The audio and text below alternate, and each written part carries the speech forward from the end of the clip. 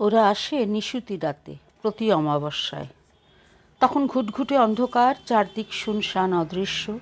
মনে হয় এখানে কেউ বেঁচে নেই, কোনো বাড়ি ঘর নেই। বাতাসে গাছের ডগাগুলো কাঁপে, বাঁশবনে একটা বাঁশের সঙ্গে আর একটা বাঁশের ঘষা লেগে শব্দ হয় কর কর কর কর। লিচু গাছে ঝাঁক বেঁধে এসে বসে বাদুড়। দু একটা পেঁচা খ্যারখেরে গলায় ডাকে। পাঁচলা মোড়ের বড় অশ্বত্থ গাছটার একটা তক্ষক ঠিক 7 বার তক্ষ তক্ষ করে। এই তক্ষকটা নাকি 350 বছর ধরে বেঁচে আছে। সেই সময় ওরা আসে। ঝুমঝুম ঝুমঝুম শব্দের সঙ্গে লণ্ঠনের আলোয় কাঁপতে থাকে কয়েকটা ছায়া। তখন শোনা যায় খকর খকর খক করে কোনো পুরনো রুগীর কাশির শব্দ। দু একটা শিশু তেড়ে কেঁদে ওঠে। তখন বোঝা যায় এই অন্ধকার ঢাকা নিস্তব্ধ ভূমিতেও মানুষের জীবন বহমান। দু একটা জানলা খুলে যায়, দাওয়ায় এসে দাঁড়ায় কয়েকটি ছায়া মূর্তি। আলো ও ঝুমঝুম শব্দ কাছে এগিয়ে আসে। তারা পাঁচলা মোড়ের অশ্বত্থতলায় থামে। মোট 11 জন উঠতি বয়সের ছেলে, তাদের সাথে 2টি লণ্ঠন, দুজনের হাতে 2টি বর্শা, 4 জনের পায়ে ঘুঙুর বাঁধা। লণ্ঠন দুটো মাটিতে রেখে তারা প্রথমে শীত কাটাবার জন্য হাতে হাত ঘষে, শরীরের যেখানে সেখানে ধপাধপ করে চাপড়ে মশা মারে। তারপর তারা সকলে মিলে বিকট মোটা গলায় একসঙ্গে চেঁচিয়ে ওঠে, হে রে রে রে রে রে রে রে, জাগরে গ্রামবাসীগণ, জাগরে। পূব, পশ্চিম, উত্তর, দক্ষিণ এই 4 দিকে ফিরে ফিরে তারা 4 বার হুঙ্কার দেয় এরকম। তারপর অন্যরা গোল হয়ে ঘিরে দাঁড়ালে তার মধ্যিখানে এসে ঘুঙুর পরা 4 জন পা ঝুমঝুমোয়। সবাই তালে তালে হাততালি দেয়। হঠাৎ শুরু হয়ে যায় গান। ভূত কিনিতে এসেছি ভাই, ভূত কিনিতে এসেছি, ভূতের তেলে ওষুধ হবে স্বপ্ন আদেশ পেয়েছি, বিপিন খুড়োর নতুন কলে তুলসী পাতা গঙ্গা জলে, ভূতের কেঠো হাড়ের গুঁড়ো মিশায়ে রস খেয়েছি, ভূত কিনিতে এইছি ভাই, ভূত কিনতে এইছি। তাদের সেই তারস্বরে গান ও ঘুঙুরের শব্দে অশ্বত্থ গাছের কয়েকটা কাক হঠাৎ ঘুম ভেঙে কা কা কা করে ওঠে। 2-3টে শেয়াল ছুটে পালায়। কাছেই বাড়ির দাওয়ায় তামাক টানার মট মট শব্দ শোনা যায়। ওরা আবার গায়, ভূতের নাতি ভূতের পুতি, বুড়ো হাবড়া ছোঁড়াছুঁড়ি, যেমন তেমন ভূত পেলে ভাই হবে না আর ছাড়াছাড়ি, মামদভূত বা ব্রহ্মদৈত্যী, দেখাও যদি 3 সত্যি, 10টি করে টাকা পাবে, হাতে হাতে দোকানদারি, সেই টাকায় খাও মন্ডা মিঠাই, করে সবে কাড়াকাড়ি। ভূত জিনিতে ও ভাই ভূত জিনিতে, ভূত কিনিতে ও ভাই ভূত কিনিতে, ভূত জিনিতে এইছি ভাই, ভূত কিনিতে এইছি, ভূতের তেলে ওষুধ হবে স্বপ্ন আদেশ পেয়েছি, 10 টাকা 10 টাকা 10 টাকা, এক এক ভূত 10 টাকা, হাতে হাতে গরমা গরম 10 টাকা। গান শেষ করার পরও নাচ থামতে চায় না, বিশেষত মেটে নিতাইয়ের। সে নাচতে ভালোবাসে। সুরেন্দ্র তার দিকে একটি বিড়ি এগিয়ে দিয়ে বলে, নে খা। তখন নিতাই থামে। সুরেন্দ্রর বুকখানা লোহার দরজার মতো, মাথায় ঝাঁকড়া ঝাঁকড়া চুল, হাতে একটা বর্শা। তার চোখে মুখে বেশ একটা তৃপ্ত ভাব। গানখানি সেই বেঁধেছে, কিন্তু নিজে গাইতে পারে না। অন্যরা যখন গায় তখন সে হাততালি দেয় চোখ বুজে। আরেকটি বর্শা বিনোদের হাতে। সে বর্শাটিকে পতাকাদণ্ডের মতো সামনে ঝুঁকিয়ে ধরে আছে। সেই বর্শার সঙ্গে দড়ি বাঁধা একটা জন্তু। জন্তুটা একবার ছটফট করতেই বিনোদ বলে, আরে শালা, এখনও তেজ যায়নি। বর্শাটা ঘুরিয়ে এসে জন্তুটাকে একবার মাটিতে আছড়ায়। ঝনঝন করে শব্দ ওঠে। সকলে বিড়ি ধরিয়ে একটু বিশ্রাম নেয়। এর পরের গান হবে মালোপাড়ার বট গাছের নিচে। সুরেন্দ্র রাস্তা ধরে খানিকটা এগিয়ে গিয়ে হাঁক মারে, ও পবন ঠাউদ্দা, জেগে আছো নাকি? যে বাড়ির দাওয়া থেকে তামাক টানার মটমট শব্দ আসছে সেখান থেকে উত্তর আসে, আছি রে, আয় আয় এদিকে। পবনের বয়স 4-20 না 5-20 তা সে নিজেই জানে না। শরীরটা বেঁকে গেছে, সব কখানা হাড় পরিষ্কার গোনা যায়। তার 5 ছেলের মধ্যে 3 জন মারা গেছে, 2টি নাতিও গত হয়েছে, কিন্তু পবনের আর যাওয়ার কোনো লক্ষণ নেই। সবাই এসে ওই দাওয়ায় বসে, লণ্ঠন দুটো নামিয়ে রাখে পাশে। যে নেচেছিল এই শীতের মধ্যেও তাদের গায়ে চকচক করে ঘাম। নিতাই জিজ্ঞেস করে, জলের কলসিটা কোথায় ঠাউদ্দা? বাইরে আছে নাকি? পবনের ছোট ছেলে নিবারণও উঠে এসেছে চোখ মুছতে মুছতে। সে 1 ঘটি জল নিয়ে আসে। নিতাই আলগোছে টাগরা ভিজিয়ে প্রায় অর্ধেকটা জল শেষ করে দেয়। নিবারণের ছেলেমেয়ে দুটো দরজার পাশ থেকে কুতকুত করে চেয়ে দেখে। পবন একবার হুঁকোটা পাশে নামিয়ে রাখতেই বিনোদ সেটা তুলে নিয়ে টান মারে। তারপরই মুখ বিকৃতি করে বলে, এ রাম রাম, এটা কি ঠাউদ্দা? এ কি তামাক? পবন ফোকলা দাঁতে ফ্যাক ফ্যাক করে হাসে। খুব মজা পেয়েছে সে। নিতাইয়ের পাশে বসা ঘনাই বলল, কেন, কি হয়েছে দেখি তো। ঘনাইও হুঁকোতে টান মারে, সঙ্গে সঙ্গে ওয়াক থু থু করে ওঠে। পবন হাসতে হাসতে বলে, তোরা পারবি না, একেলে ছেলে তো, আমার সহ্য হয়। এ তো তামাক নয়, এটা কি খাচ্ছ তুমি? তামাক পাবো কোথায়? তামাকের দাম কত জানিস? আমার ছেলে তামাক কিনে দেবে? 1 পয়সা ঠেকায় না। তবে কলকেতে তুমি কি ভরেছ? অনেককালের তামাক টানা অভ্যাস না মলে যাবে না। তামাক পাই না, তাই শুকনো আম পাতা আর একটুখানি গোবর দিয়ে মশলা তৈরি করেছি। আমার তো বেশ লাগে। থু, অভক্তি। তামাকের বদলে দুজনকে গোবর খাইয়ে খুব হাসতে থাকে পবন। নিবারণ তার বাপের উদ্দেশ্যে বলে, মরণকালে বুদ্ধিশুদ্ধি সব লোপ পেয়েছে একেবারে। নিতাই আর ঘনাই কয়েকটা চোখা চোখা গালাগাল দেয়। নিবারণের ছেলেমেয়ে দুটি দরজার পাশ থেকে হি হি করে হাসে। পবন অন্যদের মন্তব্য অগ্রাহ্য করে, কিন্তু ছেলের উদ্দেশ্যে বলে, মরার খোঁটা দিচ্ছিস কেন রে? আয়ু যখন ফুরবে তখন মরব, তার আগে কথা কি? নিবারণ বলল, ফের যদি তোমাকে গোবর নিয়ে ঘাঁটাঘাঁটি করতে দেখি। সুরেন্দ্র মাঝখানে বাধা দিয়ে বলল, আহা থাক, এই নাও ঠাউদ্দা, একটা বিড়ি খাবে নাকি? পবন বিড়িটা খপ করে তুলে নিয়ে বলল, বেঁচে থাক বাবা, ধনেপুত্রের লক্ষ্মী লাভ হোক। আর একটা বিড়ি দিবি? কাল সকালে খাবো। সুরেন্দ্র জিজ্ঞেস করল, ঠাউদ্দা, ভূতদের সন্ধান পেলে না একটাও? তুমি তো জানতে অনেক। পবন বলল, জানতাম তো, দেখিছি কত, নিজের চোখে দেখেছি। বাড়ির কাছে এই 5লা অশ্বত্থতলায় পেতনি দাঁড়িয়ে থাকতে দেখেছি। একবার পড়েছিলাম মেছুভূতের পাল্লায়। হিজলমারির বিল থেকে মাছ ধরে নিয়ে আসছি, অমনি সেই শালার ভূত আমার পেছু নেছে। 2 কদম যাই আর সে বলে, মাছ দে না অপাবন, মাছ দে না। তারপর দেখি 1টা না 3টে ভূত। শেষমেশ আমি মাছ ফালে দে দৌড়। তা একটাও ভূত ধরে দিতে পারলে না? এখন তো আর দেখি না, তোদের দেখলি বোধ হয় ভয় পায়। এই তো পরশুদিন সন্ধেবেলা আমি এই দাওয়ায় বসে বসে হুঁকো টানছি, দেখি কি গোয়ালঘরের পাশ দিয়ে লাল বেনারসি শাড়ি পরা এক বউ পিদিম হাতে নিয়ে পুকুর ঘাটের দিকে যাচ্ছে। স্পষ্ট দেখলাম। আমি ডাকলাম, ও মা, তুমি কে, কোথায় যাও? তা কোনো সাড়াও দেয় না। সে তুমি নিবারণকার বউকে দেখেছ? হা, আমার পোড়া কপাল, আমার ছোট বউ বেনারসি শাড়ি পাবে কোথায় রে ছোঁড়া? তার একখানাও জ্যান্ত শাড়ি আছে কিনা সন্দেহ। এ দেখলাম এক সুন্দর বউ মানুষ, গা ভর্তি গয়না। দৌড়ে গিয়ে জাপটে ধরলে না কেন? আমার কি পায়ে সে জোর আছে? নিবারণও তখন বাড়িতে ছিল না।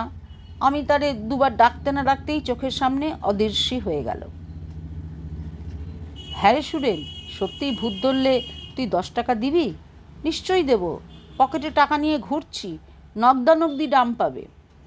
পবন তার ঘোলাটে চোখ মেলে নিজের ছেলের দিকে তাকায়, লোভী গলায় ঝামটা দিয়ে বলে, একটু বন বাজারে ঘুরলেও তো পারিস, নগদানগদি 10 টাকা এই বাজারে কে দেয়? 10খানা তাগড়াই মানকচুরও 10 টাকা দাম ওঠে না। হাত খালি বসেই তো আছিস। নিবারণ বলল, তুমি চুপ করো, ভূত আবার ধরা যায় নাকি? আমি কোনো দিন ভূত দেখলামই না এখন পর্যন্ত। পবন বিড়বিড় করে বলল, চোখ থাকলেই দেখা যায়। এই গ্রামে মোট 17 রকমের ভূত আছে, আমি নিজের চোখে দেখেছি। এক একটা 10 টাকা, কম কথা?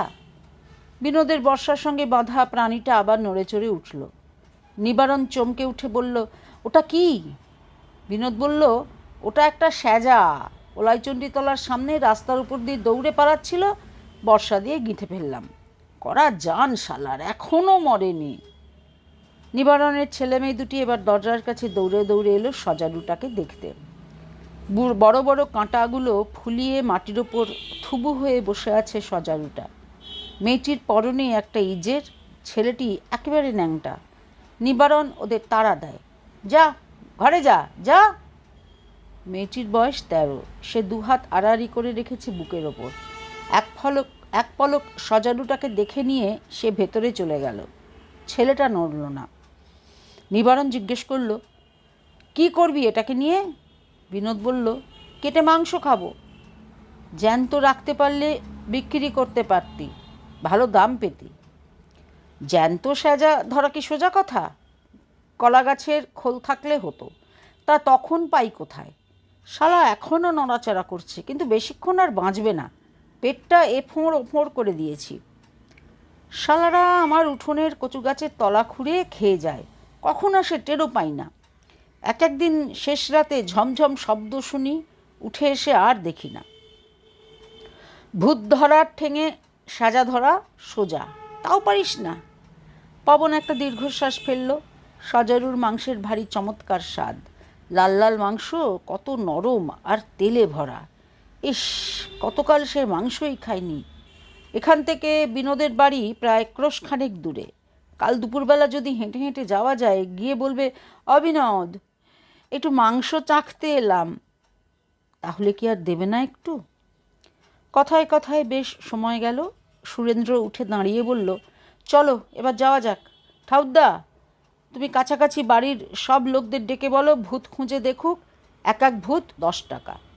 ধরতেও হবে না, দেখিয়ে দিলে আমরাই ধরে নেব, কিন্তু একেবারে চোখের সামনে স্পষ্ট দেখিয়ে দিতে হবে। ভূত কিনে তুই কি করবি রে? সত্যিই ভূতের তেল হয়? সুরেন্দ্র মুচকি হেসে বলল, দেখোই না কি হয়, কত লোকের কত রোগ সারিয়ে দেব। তোর জন্য আমার ভয় হয় রে, শেষে তুইও ভূতের হাতে মারা যাবি। ওনাদের রাগ তো জানিস না, কোনো দিন বাগে পেলে তোর ঘাড়টা মটকে দেবে। সুরেন্দ্র হা হা করে হাসে। কিছুদিন আগে হলেও সে সদর্পে অনেক কথা বলতো, বুক চাপড়ে জানিয়ে দিত কোনো ভূতের বাপের সাধ্য নাই তার ধারে কাছে আসে। কিন্তু এখন আর সে ওসব কিছু বলে না। ফাদার পেরেরা তাকে নিষেধ করে দিয়েছেন। কথায় শুধু কথা বাড়ে। পবন আবার বলল, তোর বাপকেও ভূতে ঘাড় মটকেছিল, আমি নিজের চোখে দেখেছি। খালপাড়ে পড়েছিল মানুষটা, চোখ দুটো উল্টানো, ভয়ে কালশিটে পড়ে গিয়েছিল মুখে। সে কতকাল আগেকার কথা। ও কথা শুনলে সুরেন্দ্র আর দুঃখ হয় না। সে বলল, সেই জন্যই তো ভূত ধরার ব্যবসা খুলেছি। বিনোদের মা শাঁকচুনি দেখে পা পিছলে পড়ে গিয়েছিল জলে। নেতাইয়ের বাপকে তাড়া করেছিল আলেয়া ভূত। ঘনাইয়ের মামা ভিড়মি খেয়েছিল 3 বার। চল চল, উঠে পড় সবাই। কিন্তু ওরা উঠতে গিয়ে দেখলো দুটো হ্যারিকেনের মধ্যে একটা নেই। নিতাই বলল, আরে, আর একটা হ্যারিকেন গেল কোথায়? এই তো রাখলাম এখানে। পবন বলল, দুটো তো আনিসনি, একটাই তো ছিল। বিনোদ জোর দিয়ে বলল, দুটো হ্যারিকেন এনে রেখেছি আমরা। তাহলে যাবে কোথায়? দেখ না অশোকতলায় ফেলে এসেছিস কিনা, ভুলও তো হতে পারে। মোটেই এত ভুল হয় না। নেতাই একটা হ্যারিকেন এনেছে আর সুখেন একটা। নিবারণ মিনমিন করে বলল, তাহলে হ্যারিকেন যাবে কোথায়? চোখের সামনে থেকে তো ভূতে নিয়ে যায়নি। সুরেন্দ্র বলল, তোমার ছেলে মেয়ে সাজা দেখতে এসেছিল। ওদেরই কেউ হাতে বাজিয়ে নিয়ে গেছে। নিবারণ ঘরের মধ্যেটায় উঁকি দিয়ে বলল, কই, ওরা তো নেয়নি, ঘরের মধ্যে অন্ধকার। নিতাই বলল, ওসব চালাকি করো না নিবারণ কা, আমরা ঘরের মধ্যে খুঁজে দেখব। এ কি মামদোবাজি? নিবারণ বলল, ঘরের মধ্যে তোর কাকি শুয়ে আছে আর তুই ঘরে ঢুকবি? আমাদের চোর ভেবেছিস? তাহলে হ্যারকেন গেল কোথায়? আমরা হ্যারকেন নিয়ে কি করব রে শুয়োর বেটা? এক ফোঁটা প্রাচীন কেনার মুরদ আছে আমার, ঘরে একটা পয়সা নেই, দুদিন চাল কিনিনি। ছেলেকে সমর্থন করে পবন বলল, পয়সা থাকলে আমি গোবর পুড়িয়ে খাই। সুরেন্দ্র বলল, তোমার ছেলেমেয়েদের ডাকো নিবারণকা, আমি ওদের জিজ্ঞেস করব। গলার আওয়াজ পিতা উচিত গম্ভীর করে নিবারণ ডাকলো, পান্তি, গেনু, এদিকে একবার শুনে যা। মেয়েটি বেরোল না, এলো ছেলেটি। সুরেন্দ্রর আগে নিবারণই জিজ্ঞেস করলো, হ্যারকেন নিয়েছিস? ছেলে দুদিকে মাথা নেড়ে শুকনো গলায় বলল, আমি নিইনি। সুরেন্দ্র জিজ্ঞেস করলো, এই গেনু, তোর দিদি কোথায়? গেনু বাড়ির পেছনের অন্ধকারের দিকে হাত দিয়ে উত্তর দিল, ওই সেথায় গেছে। কেন? ওই দিকে গেছে কেন? মার সঙ্গে গেছে। নিতাই ঠাট্টার সুরে বলল, নিবারণকা, তোমার বউ মেয়েতে মিলে ভূত খুঁজতে গেছে নাকি? পবন ধমক দিয়ে বলল, অমন অনাছিষ্টি কথা কবি নেন তাই।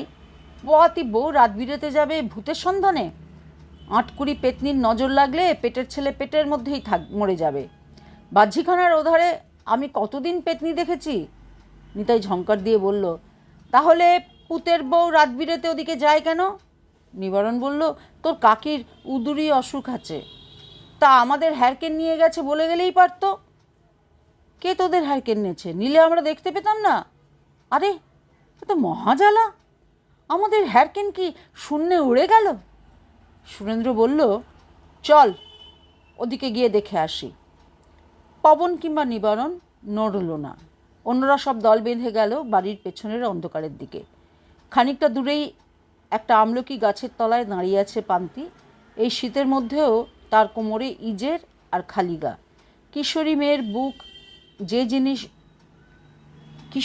বুকে যে জিনিস শব্দ করে তার যৌবনের আগমন জানান দেয়, সে সেখানে তার দুহাত চাপা দিয়ে আছে।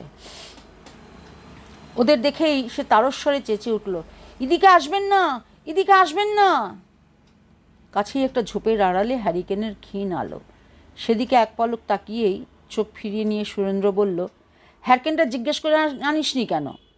আমরা পাঁচলা মোড়ে দাঁড়াচ্ছি, কাজ হয়ে গেলে দিয়ে যাবি। নিতাই রসিকতা করে বলল, আর ওদিকে পেতনি টেতনি দেখলে আমাদের চেঁচিয়ে ডাকিস, কপাত করে ধরে নিয়ে গিয়ে আসবো, 10 টাকা পাবি। ঘরের দাওয়ায় বসে পবন বলল, খালধারে চৌধুরী বাড়ির বাবু একবার একটা ভূত ধরেছিলেন, জীবন্ত কঙ্কাল, কত ঝটাপটি করেছিল, কিন্তু কর্তাবাবু দড়ি দিয়ে বেঁধে ফেললেন। আহা, আমাদের ভাগ্যে ওরকম হয় না। নগদ 10টা টাকা 7 সের চাল খরিদ করা যায়। গেনু জিজ্ঞেস করল, দাদু, তুমি সত্যি ভূত দেখেছ? পবন বলল, হ্যাঁ রে দাদু, কতবার। আমাকে একবার দেখাবে? দূর থেকে একবারটি দেখাবে? দেখবি, ভাগ্যে থাকলে ঠিকই দেখবি, তবে না দেখাই ভালো। দূরের দলটার দিকে তাকিয়ে নিবারণ বলল, শালাদের বড় টাকার গরমাই হয়েছে। একটু পরে ঘুঙুরের ঝুনঝুন শব্দ তুলে ওরা আবার চলে গেল দূরে। হ্যারিকেনের আলো মিলিয়ে গেল। সঙ্গে সঙ্গে অমাবস্যার রাত্রির মতো অদৃশ্য হয়ে গেল বাড়িটা। সুরেন্দ্রকে নিয়ে গ্রামের লোক খুব ধন্দে পড়েছে। বেশ কিছুদিন সবাই ভুলেই ছিল ওর কথা। ওর বাপ মারা যাবার পর ওদের বংশটাই মরে হেজে যেতে বসেছিল। ওর যখন 12-13 বছর বয়স, তখন চৌধুরী বাবুর বাড়িতে রাখালি করত। একদিন মেজবাবুর চটিজোড়া পড়েছিল বৈঠকখানার সিঁড়িতে। ও ছোঁড়াটা সেটা হাতে দিয়ে না সরিয়ে পা দিয়ে সরাতে গিয়েছিল, অমনি চোখে পড়ে গেল মেজবাবুর। প্রচণ্ড ঠ্যাঙানি খেয়ে ধুঁকতে লাগলো উঠোনে পড়ে। ছোঁড়ার নাকি চুরির হাতটানো হয়েছিল। ঠ্যাঙানি খাবার দিন বিকেলবেলা ছোঁড়াটা গ্রাম ছেড়ে পালালো। তারপর শোনা গিয়েছিল ছোঁড়াটা শহরে গিয়ে সাইকেলের দোকানে পাম্প দেয়। তারপর কেউ ওর খোঁজ রাখেনি। সে এখন আবার ফিরে এসেছে মস্ত জোয়ান মদ্য হয়ে। কোনো ফ্যাক্টরিতে নাকি কাজ করে, গায়ে রঙিন রঙিন জামা, হাতে ঘড়ি, বিড়ির বদলে সিগারেটই বেশি খায়। একদিন চৌধুরীবাবুদের বাড়ির সামনে গিয়ে থুক করে থুতু ফেললে, একবার না 3বার। এমন কাণ্ড এ গ্রামে কেউ কখনো করেনি। ও বাড়িতে অবশ্য কর্তাবাবুরা কেউ থাকেন না এখন, এক গোমস্তা শুধু টিমটিম করছে। গোমস্তাবাবু বুড়ো মানুষ, তিনি আর কি করবেন, ফ্যাল ফ্যাল করে চেয়ে দেখলেন শুধু। পাইক বরকন্দাজ তো নেই আর একটাও, এখন সংবৎসরের ধানই ওঠে না। গ্রামে কতকগুলান চেলা চামুন্ডা জুটেছে সুরেন্দ্রর। ফি হপ্তায় শনি রবিবার সে বাড়ি আসে, নিজেদের পোড়ো ভিটায় আবার ঘর তুলেছে, সেখানে চেলাগুলোকে নিয়ে হুল্লোট করে। খাওয়া দাওয়া ভালোই জোটে কিনা ওখানে। গত মাসে ওরা পূব পাড়ার বহুকালের মজা দিঘিটা সাফ করতে গিয়েছিল। সাফ হয়েছে না ঘেঁচু হয়েছে, শুধু জলে নেমে দাপাদাপি। সবাই জানে ওই দিঘিতে জখ আছে, প্রতি বছর একজন করে মানুষ টেনে নেয়। ওদের দলেরও একজন মরতে বসেছিল মাছ পুকুরে ডুব দিয়ে মাটি তুলতে গিয়ে, আর দম পায়নি। হাঁকপাক করতে করতে যখন উঠল তখন মুখখানা নীল হয়ে গেছে, তবু ওদের আক্কেল হয়নি। আবার সামনের হপ্তায় নামবে। আর এক ঢং হয়েছে, অমাবস্যার রাত্রিরে দল বেঁধে কীর্তন গাইতে ঘোরা। গাঁয়ের অকর্মা ছোঁড়াগুলো এই এক কাজ পেয়েছে।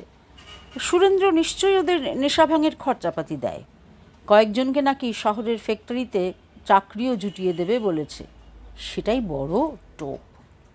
ভূতখেনার অছিলায় সুরেন্দ্র কি বলতে চায় তা অনেকেই বুঝেছে। সবাই তো আর ঘাসে মুখ দিয়ে থাকে না, কিন্তু এত লোক যা নিজের চোখে দেখেছে তা মিথ্যে হয়ে যাবে। আর ভূতগুলোও হয়েছে মহা ফেরেববাজ। সুরেন্দ্রর দল দেখলে কিছুতেই সামনে আসে না। ভূতেরাও ওকে ভয় পায়। যা সন্ধ্যামার্কার চেহারা, ভূতের বাবাও ওকে ভয় পাবে। দিন দিন তেজ বাড়ছে সুরেন্দ্রর, ক্রমাগতই রেট বাড়াচ্ছে সে। আগে ছিল 10 টাকা, তারপর 20, তারপর 50, এখন একেবারে 100 টাকায় তুলেছে। এক ভূত ধরায় দিলে 100 টাকা। ধরাতেও হবে না, দূর থেকে দেখাই দিলেই হবে, আর 2জন সাক্ষী রেখে দেখালেই হবে। 100 টাকা শুনলেই মাথায় রক্ত ছনছন করে। এ বাজারে 100 টাকা কে দেয়? মানুষের জীবনের দাম নেই, আর একখানা ভূতের দাম 100 টাকা। শালাকে ভূতে ঘাড় মটকায় না কেন? নাকি ভূতেরাই নিজেদের দাম চড়াচ্ছে আর আড়ালে বসে মিটিমিটি সুরেন্দ্র নাকি প্রথম গাঁয়ে এসে নিতাইদের বলেছিল, মানুষের আত্মা বলে কিছু নাই। কথাটা শুনলেই গা ছমছম করে। মানুষের আত্মা নাই? তাহলে কোথা থেকে আসা আর কোথায় যাওয়া? এই জন্মে দুঃখ কষ্ট সহ্য করলেও পরকালে সুখের আশা থাকে। আত্মাই যদি না থাকে তাহলে আর পরকাল কি? হারামজাদা এসব কথা যে বলে, মেরে তার মুখ ভেঙে দিতে হয়। প্রথমটা শুনেই মনে হয়েছিল সুরেন্দ্র নিশ্চয়ই কেরেস্তান হয়েছে। তাহলে শালাকে একঘরে করার কোনো অসুবিধা ছিল না। কিন্তু কেরেস্তান তো নয়। গত বছর যেও ধুমধাম করে দুর্গাপুজো করলো। দুর্গাপুজো নিয়ে গত বছর একটা কাণ্ডই হয়েছিল। এই গাঁয়ে একখানেই দুর্গাপুজো হয়, চৌধুরীবাবুদের বাড়িতে। চিরটা কাল যেমন হয়ে আসছে। গত 5-7 বছর ধরে বাবুরা কেউ গাঁয়ে আসেন না। জমিদারি লাটে উঠেছে, আয়পত্র কিছু নেই, তাহলে আর আসবেন কেন? শুধু আছে ওই এক পেল্লায় ভাঙা বাড়ি। বাবুরা আর পুজোর খরচাও দেন না, কিন্তু মায়ের পুজো তো আর বন্ধ হতে পারে না। তাই গাঁয়ের 5 জনা মিলে ভাগাভাগি করে খরচাপট দিলে পুজোটা সারা হয় নমো করে। গত বছর সুরেন্দ্র আর তার দলবল বললে, গাঁয়ের লোকের পয়সাতেই যদি পুজো হয় তো সে পুজো হবে গাঁয়ের মাঝখানে চালা বেঁধে। জমিদারদের বাড়িতে হবে কেন? যে জমিদারদের কানাকড়ির মুরদ নেই সে কেন শুধু শুধু পুণ্যি লুটবে? ব্যাটার এখনও রাগ আছে চৌধুরীদের ওপরে। যে বাড়িতে বরাবর দুর্গোৎসব হয়, হঠাৎ একবার বন্ধ হয়ে গেলে সে বাড়ির ওপর মায়ের অভিশাপ নেমে আসে। সে কথা সুরেন্দ্র জানে। আরে ব্যাটা, জমিদার বাবুরা এখন তো মরমে মরেই আছে, তুই আর এখন কতটা মারবি? অমন দুর্দান্ত ছিলেন মেজবাবু, তার ছোট ছেলে এখন জেল খাটছে। কলেজে পড়ার সময় মারদাঙ্গা করতে গিয়েছিল। মেজবাবুর আর এক ছেলে রেলের গার্ড। শেষ পর্যন্ত সুরেন্দ্র প্রাইমারি স্কুলের মাঠে দুর্গাপুজো করিয়ে ছাড়ালে। শহর থেকে চাঁদার বই ছাপিয়ে এনে পয়সা তুললে সব ঘর থেকে। দুর্গাপুজোর ঠিক আগেই ধান ওঠে, লোকের হাতে 2-5টা পয়সা থাকে। গাঁয়ের যে 5টা ভদ্রলোক আগের বছর পুজোর সময় সর্দারি করতেন, তেনারাও ওদের সঙ্গে কোনো তক্ক ঝঞ্ঝাটে গেলেন না। যে বাবুরা আগের বছর চাঁদা দিতেন 25 টাকা, তাঁরা দিলেন 5 টাকা। সুরেন্দ্রর চেলারাই মাঠের মাঝখানে ছাউনি বেঁধে মাকে নিয়ে এলো। অষ্টমী পুজোর দিন মাঝরাতে সুরেন্দ্রর সে কি নাচ! বোতল মাল টেনেছিল কে জানে। চোখ দুটো জবা ফুলের মতো লাল, মাথায় ঝাঁকড়া ঝাঁকড়া চুল, মোষের মতো চেহারা, বেটাকে দেখাচ্ছিল নন্দী ভৃঙ্গির মতো। দুহাতে দুটো ধুনুচি নিয়ে নাচতে নাচতে সে কি মা মা বলে চেল্লানি। নেশার ঝোঁকে পায়ের ঠিক নেই, একবার ঢলে পড়ছে, ধুনুচিতে গনগনে আগুন। একবার তো সব শুদ্ধ হুমড়ি খেয়ে পড়ল। আগুন লেগে যে ওর চোখ দুটো কানা হয়নি, সে ওর 7 পুরুষের ভাগ্যি। পড়ল তো আর ওঠেই না। ওর সাগরেদরা ওর নাম ধরে ডাকাডাকি করে হাত ধরে টানাটানি করে, তবু কোনো সাড়া নেই। অত বড় লাশকে টেনে তোলে কার সাধ্যি। শেষ পর্যন্ত নেতাই যখন এক কলসি জল এনে ওর মাথায় ঢেলে দিতে যাবে, সেই সময় নিজেই লাফিয়ে উঠে হো হো করে হাসতে লাগলো। ঢং! এতক্ষণ ঢং করছিল। যত সব নেশাখোরের কাণ্ড। মেজবাবুর যে ছেলে এখন জেল খাটছে, গত বছর পুজোর ঠিক পরদিনই সে এসেছিল একবার গাঁয়ে, সঙ্গে 2 বন্ধু। আগে বাবুরা আসতেন মোটর গাড়িতে, এ ছেলে এলো মোটর সাইকেলে। তা ভালোই করেছে। মোটর সাইকেলের বেশ একখানা জমিদার জমিদার শব্দ আছে। অত বড় চৌধুরী বাড়ির 2-3খানা ঘরও এখন আসতে আছে কিনা সন্দেহ। উঠল সেখানেই। বুড়ো গোমস্তবাবু নিশ্চয়ই ছোটবাবুর কাছে সব লাগানি ভাগানি দিয়েছে। পরদিন পাঁচুমুদির দোকানে ছোটবাবু নিজে এসে জিজ্ঞেস করলো, বলতে পারো সুরেন কোথায় থাকে? পাঁচুমুদি সাবধানে বলল, কোন সুরেন? ছোটবাবু বলল, যে এবার গাঁয়ে 12 বারই পুজো করিয়েছে, সে নাকি আবার ভূত ধরার দলও গড়েছে। পাঁচুমুদি বলল, তার বাড়ি তো পাঁচলা মোড় ছাড়িয়ে আরও 1 মাইল, গাঁয়ের একেবারে কিনারে। কিন্তু রোজ তো সে গাঁয়ে থাকে না। কিন্তু সেদিন রবিবার, সুরেন্দ্র ঠিকই থাকবে। সবাই ভাবলে এবার সুরেন্দ্রর সঙ্গে লাগবে ছোটবাবুর। অবস্থা পড়ে গেছে, তবু তো জমিদারি রক্ত শরীরে, ফুটফুটে সুন্দর চেহারা। এরকম চেহারার মানুষ আজকাল গাঁতে সে একদম দেখাই যায় না। যখন জমিদারি ছিল তখন 2-4 জন অন্তত ছিল, এখন সব শহরে। আগেকার দিন তো নেই যে ছোটবাবু পাইক পাঠিয়ে সুরেন্দ্রকে ধরে এনে জুতো পেটা করবে। বন্ধুদের সঙ্গে নিয়ে নিজেই মোটরসাইকেলে চলে গেল ফটফটিয়ে। তারপর সুরেন্দ্রর সঙ্গে তার যে কী কথা হলো তা কেউ জানে না। তবে খানিক বাদে দেখা গেল ছোটবাবু আর তার বন্ধুরা হাসতে হাসতে বেরিয়ে আসছে সুরেন্দ্রর ঘর থেকে। কি একটার কথার পর ছোটবাবু সুরেন্দ্রর কাঁধ চাপড়ে দিতে চায়, কিন্তু সুরেন্দ্র অত্যধিক লম্বা বলে ছোটবাবুর হাত ঠিক মতন পৌঁছয় না। বরং ছোটবাবু পকেট থেকে সিগারেটের প্যাকেট বার করতেই কিছু জিজ্ঞেস না করেই সুরেন্দ্র তার থেকে একটা তুলে নিল। একেই বলে কলিকাল। দূর থেকে নিবারণ এটা নিজের চোখে দেখেছে। কোনো কারণ না থাকলেও ছোটবাবুর প্যাকেট থেকে সুরেন্দ্রর ওই সিগারেট তুলে নেওয়া দেখে নিবারণের মনে পড়েছিল সুরেন্দ্র সেই কথা, মানুষের আত্মা নেই। ওহ, ভাবলেই যাতনা হয়। অবশ্য সুরেন্দ্র পরে কথা স্বীকার করতে চায়নি। যোগেন মাস্টার জিজ্ঞেস করেছিল। পাশাপাশি 2 গাঁয়ের মাঝামাঝি একটা স্কুল, সেই স্কুলে সরকারি নতুন মাস্টাররা আসে আর 2-1 বছর বাদেই চলে যায়। আবার অন্য মাস্টার আসে। শুধু থেকে গেল যোগেন মাস্টার। যোগেন মাস্টার বিকেলের দিকে নদীর ধারে একা একা বসে থেকে সূর্য ডোবা দেখে। ভাবুক মানুষ। সেই যোগেন মাস্টার হাটবারে একদল লোকের মাঝখানে জিজ্ঞেস করেছিল, হ্যাঁ গো সুরেন, তুমি নাকি বলেছ মানুষের আত্মা নেই? সুরেন্দ্র কখনো পড়েনি যোগেন মাস্টারের কাছে, সে বিড়ি লুকোয় না, কিন্তু চ্যাটাং চ্যাটাং কথাও বলল না। ঘাট চুলকে জবাব দিল, সে তো আপনারাই ভালো জানেন। আমি মুখ্য সূক্ষ্ম মানুষ, আমি কি অত বুঝি? আমি কখনো আত্মা দেখি নাই। যোগেন মাস্টার গোঁফ এঁটো করা হাসিতে মুখ ভরিয়ে বললেন, আরে পাগল, এই যে বাতাসে আমরা নিঃশ্বাস নিই, সে বাতাস আমরা চোখে দেখতে পাই। তার মানে কি বাতাস নেই? যারা শুনছিল তারা মাথা নাড়ে। হ্যাঁ, জব্দ করেছে বটে যোগেন মাস্টার। এবার বল বেটা, বাতাস নাই। সুরেন্দ্র বলল, বাতাস চোখে দেখা যায় না, কিন্তু ধরা যায়। যোগেন মাস্টার বলল, বাতাস ধরা যায়? বলো কি হে, কেউ কখনো তা পেরেছে? বুকের মধ্যে একটুখানি বাতাস ধরে রাখো, অমনি প্রাণ পাখি ছটফট করে উঠবে। কি উঠবে না? তোমরা কি বলো? সকলে মাথা নাড়ল। কাছেই দাঁড়িয়েছিল একটা বেলুনওয়ালা। সুরেন্দ্র একটা নেতানো বেলুন খপাত করে তুলে নিয়ে ফুঁ দিয়ে ফুলিয়ে সেটাকে লাউ করে ফেলল। তারপর সেটা ঠুঁটো চেপে ধরে হাত উঁচিয়ে বলল, এই দেখেন মাস্টারমশাই, বাতাস ধরলাম। আপনি বুঝিয়ে দেন তো, আত্মাকে ধরা যায় এইভাবে? আপনি বুঝিয়ে দিলেই আমি মেনে নেব।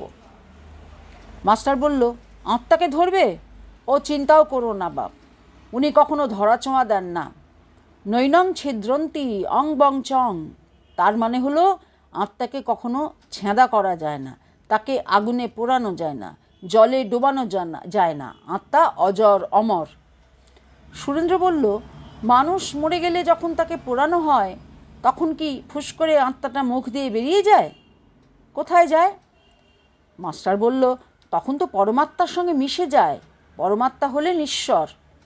সুরেন্দ্র বলল, মাস্টার বলল, কি কথাটা পছন্দ হলো না?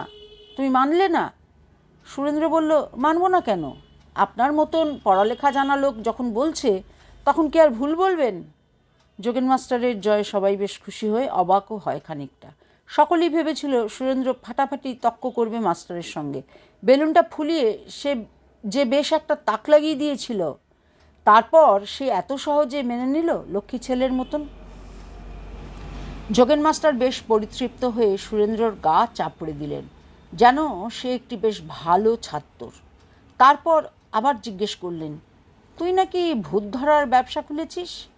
সুরেন্দ্র সঙ্গে সঙ্গে উত্তর দিল, আগে হ্যাঁ, শহরের এক বাবু আমাকে অর্ডার দিয়েছেন, একটা ভূত যোগান দিলেই 250 টাকা পাবো। আমি কিনবো 100 টাকায়, আমার মোটা লাভ। এই দেখেন না, এই হাট থেকে ব্যাপারীরা প্যাঁচ কিনে নিয়ে যাচ্ছে 700 টাকা মন দরে, শহরে পাইকারি রেট ছাড়বে 35 টাকায়। আমিও তেমনই চালানি ব্যবসা ধরেছি। যোগেন মাস্টার করে হেসে উঠলেন। সুরেন্দ্রও ঠিক সেই তালে তাল মিলিয়ে হাসতে লাগলো, যেন সে সত্যিই বেশ একটা মজার কথা বলেছে। পেয়েছিস একটাও? না। হ্যাঁ, কি ছেলে খেলা! ভূতের ব্যবসার কথা বাপের জন্মে শুনিনি। এসব কথা মন থেকে বাদ দাও, এ বড় সাংঘাতিক জিনিস, তখন কি হয়ে যায় বলা যায় না। সুরেন্দ্র আবার একটা বিড়ি ধরিয়ে বলল, আপনার বাড়িতে একদিন যাব মাস্টারমশাই। হাটের মধ্যে দাঁড়িয়ে সব কথা হয় না। আপনি জানেন আমার বাবাকে ভূতে গলা টিপে মেরেছিল। মাস্টার বলল, হ্যাঁ শুনেছি। সুরেন্দ্র বলল, আমার বাবার ট্যাঁকে সেদিন ধান বেচা টাকা ছিল, তার এক আধলাও পাওয়া যায়নি। কে নিল সেই টাকা? আত্মা না পরমাত্মা? কার বেশি টাকার দরকার? আপনার ঠেঙে জেনে আসব। গাঁয়ের একটা লোকও সেদিন সাক্ষী দেয়নি।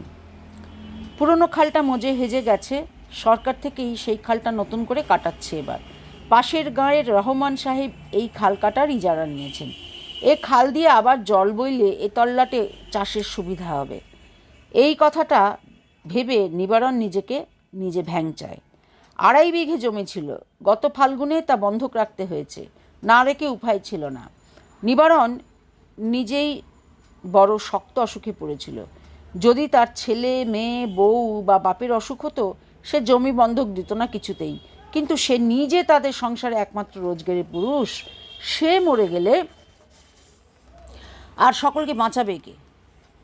আর বাপ তো 3 কেলে বুড়ো, কুটোটি নাড়বার পর্যন্ত ক্ষমতা নেই, তবু এখনও রাক্ষসে খিদে আছে, মরেও না কিচ্ছুতে। আর অন্য ভাইরা কেউ বাপকে নেয়নি নিজেদের সংসারে, শুধু নিবারণেরই যত জ্বালা। মহাজনকে সে বলে রেখেছে ভাগ চাষের সত্ত্ব তারই থাকবে, নিজের জমিতেই সে ভাগ চাষি হবে। ধান উঠে গেলে ওই জমিতে সে ফুলকপি বসাবে। সরকার বাহাদুর খাল কাটাচ্ছেন, আর 2 বছর আগে কাটাতে পারেননি, যখন জমিটুকু নিবারণের নিজেরই ছিল। এখন ভাগ চাষ করে সে সংসারের পেট ভরাবে না বন্ধকি দেনা শুধবে? দৈনিক 50 জন লোক লাগে খাল কাটার জন্য। সারা গাঁয়ের লোক গিয়ে হামলে পড়েছিল। কারুর হাতে এখন কাজ নেই। নিবারণরা বংশপেশায় ঘরামি, এখন কাজ জোটে না। এক কাহন ঘরের দাম 24 টাকা। যাদের হাতে 2 পয়সা আছে তারা টালি দিয়ে চাল চাইছে। সেজন্য শহর থেকে মিস্ত্রি আসে। রহমান সাহেব নিজের গাঁ সোনামুড়ি থেকেই মাটি কাটার মজুর নিয়েছিলেন 50 জন। সেই নিয়ে পরশুদিন খুব হাল্লা হয়ে গেল। খালটা 2 গাঁয়ের মাঝখানে, তাহলে শুধু 1 গাঁয়ের লোক কাজ পাবে কেন? এই গাঁয়ে কাজের মানুষ নেই। রহমান সাহেব ঠান্ডা মাথার মানুষ, সব শুনে টুনে উনি ঠিক করে দিয়েছেন প্রতিদিন এ গাঁ থেকে 25 জন ও গাঁ থেকে 25 জন কাজ পাবে। 1 লোক পরপর 2 দিন কাজ পাবে না। 4.5 টাকা রোজ আর একবেলা খোরাকি। নিবারণ গতকাল কাজ পেয়েছিল, আজ পাবে না। ঘরামির ছেলে শেষ পর্যন্ত মাটি কাটা কুলি। আজকাল অত কিছু ভাবলে চলে না। ভাত এমন চিজ, খোদার সঙ্গে 19-20। আজ আর কাজ নেই, তবু নিবারণ খালধারের দিকে যাচ্ছে। অন্য কোনো কাজও তো নেই এখন, তবু ওসব দেখতে ভালো লাগে। যেতে যেতে তার বারবার মনে পড়েছে সুরেন্দ্রর কথা। সুরেন্দ্রকে সে কিছুতেই পছন্দ করতে পারছে না। সুরেন্দ্রর স্বাস্থ্য ভালো, পকেটে পয়সা ঝমঝমিয়ে বেড়ায়। এসব মানুষ একবার গ্রাম ছেড়ে শহরে গেলে আর ফেরে না। সুরেন্দ্র ফিরল কেন? আবার বিদায় হলেই তো পারে। পকেটে তার 100 টাকা, কিন্তু এমনি তো সে কারুকে দেবে না। ভূত কেনার বায়না। নিবারণের গা জ্বালা করে। 100টা টাকা পেলে তার এখন কতদিকে সুরাহা হতো। সেই টাকা একজনের পকেটে আছে, অথচ সে পাবে না। এই পৃথিবীতে কারুর থেকে প্রয়োজনের চেয়েও অনেক বেশি, আর কেউ প্রয়োজনটুকুও মেটাতে পারে না। এটাই বুঝি ভাগ্যের নিয়ম। কতজনে কত ভূত দেখে, তার ভাগ্যে জোটে না একটাও। সন্ধ্যের পর সে এদিক ওদিক তাকিয়ে খোঁজে, চমকে ওঠে 2-1 বার, তারপর ভালো করে চোখ কচলে দেখে, না, একটা কলা গাছ কিংবা বেল গাছ। দূর দূর। তখন আরও রাগ হয় সুরেন্দ্রর ওপর। খালপাড়ের উঁচু বাঁধটার ওপরে গিয়ে দাঁড়ায় নিবারণ। বুক চিতিয়ে নিঃশ্বাস নেয়। খালি পেটে বেশি হাওয়া খেলে পেট গুলিয়ে ওঠে, মন খারাপ লাগে। 50টা লোক একসঙ্গে মাটি কাটছে, ওরা যেন সবাই আলাদা। নিবারণ ওদের কেউ নয়। আর খানিক বাদেই ওরা নগদ 4.5 টাকা পাবে, নিবারণ পাবে না।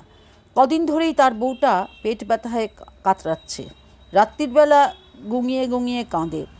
এই সময় ওর একটু ভালো মন্দ খাওয়ার দরকার। একটু দুধ পেলে শরীরের পুষ্টি হতো, পেটের বাচ্চাটা। কিন্তু দুধ, কতদিন আগে পয়সা দিয়ে দুধ কিনেছে মনেই পড়ে না নিবারণের। পুকুরের ধারে কলমি শাক পাতা আপনি জন্মায়, কদিন ধরে সেই কলমি শাক সেদ্ধ আর ফ্যান ভাত চলছে। আকাশটাকে গাঢ় লাল রঙে ভাসিয়ে সূর্যদেব অস্ত যাচ্ছেন। এই সময় আকাশটাকে ভগবানের রাজবাড়ির মতন মনে হয়। সেদিকে হাত তুলে মনে মনে নিবারণ বলল, এ জন্মে অনেক দুঃখ কষ্ট পেয়ে গেলাম, হে ভগবান, পরজন্মে একটুখানি সুখ দিও, যেন দুবেলা পেট পুড়ে 2টো ভাত পাই, আর ছেলেপুলেগুলোকে হাতে একটু নাড়ু বাতাসা দিতে পারি। ডান দিকে খানিকটা দূরে নিম গাছটার তলায় একটা ছোটোখাটো জটলা।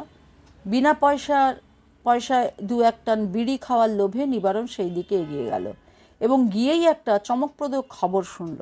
সঙ্গে সঙ্গে একটা হিংস্র আনন্দে জ্বলে উঠল তার চোখ দুটো। সে যেন এবার তার সব পরাজয়ের প্রতিশোধ নেবে। উত্তেজিত আলোচনার মধ্যে জোর করে মাথা গলিয়ে নিবারণ জিজ্ঞেস করল, ওসব কথা ছাড়ো দেখিনি, কেউ নিজের চোখে দেখেছে? সোনারং গ্রামের বাঙাল চারু বলল, নিজের চোখে দেখিনি কি চাটাম মারছি নাকি? নিবারণ ব্যগ্রভাবে জিজ্ঞেস করল, এখনও আছে?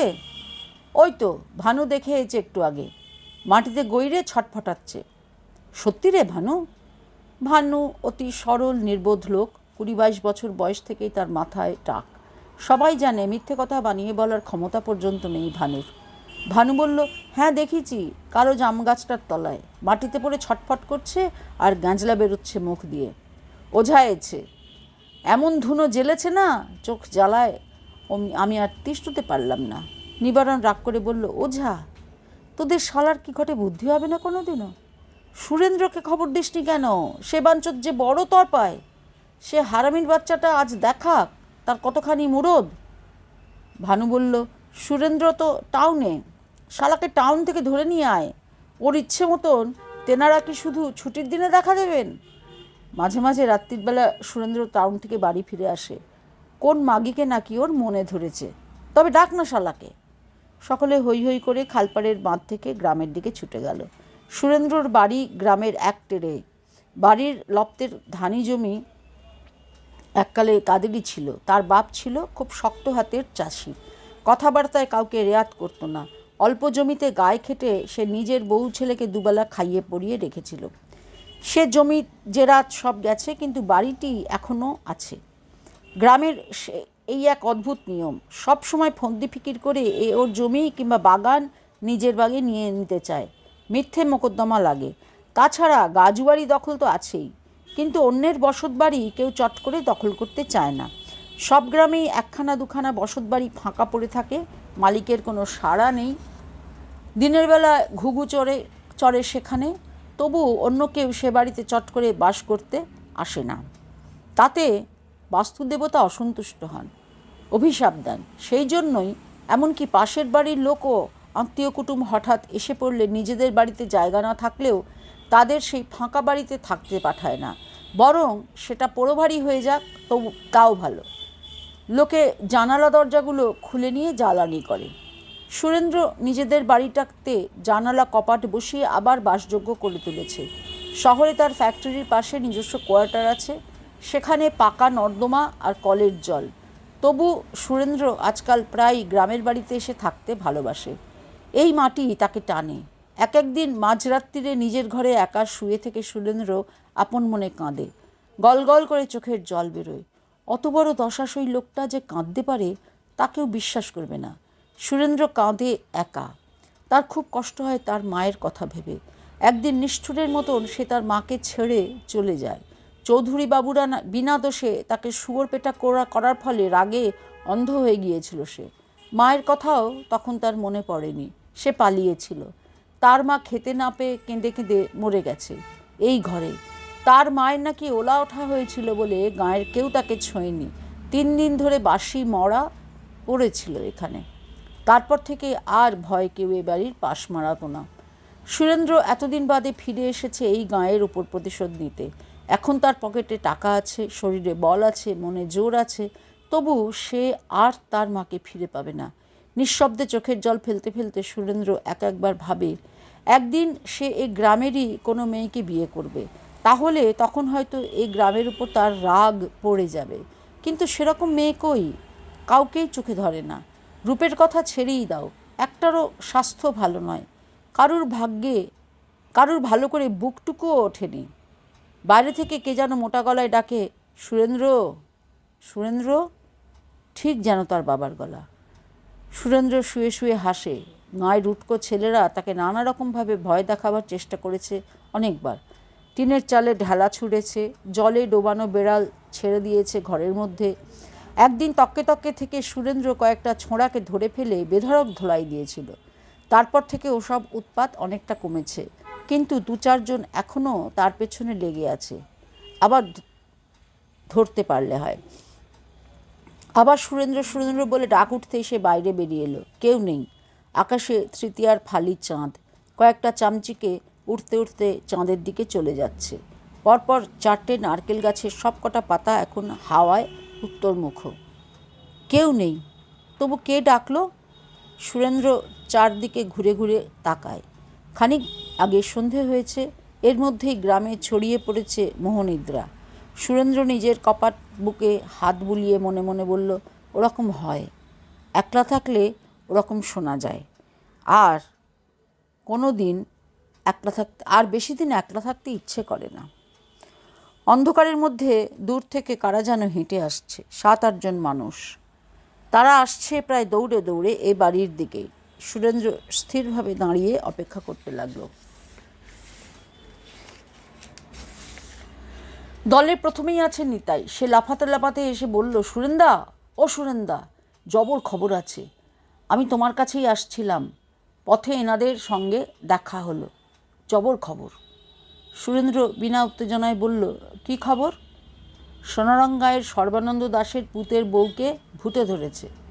সুরেন্দ্র ঠাট্টা করে বলল, বটে, কতখানি ভাং খেয়েছিস?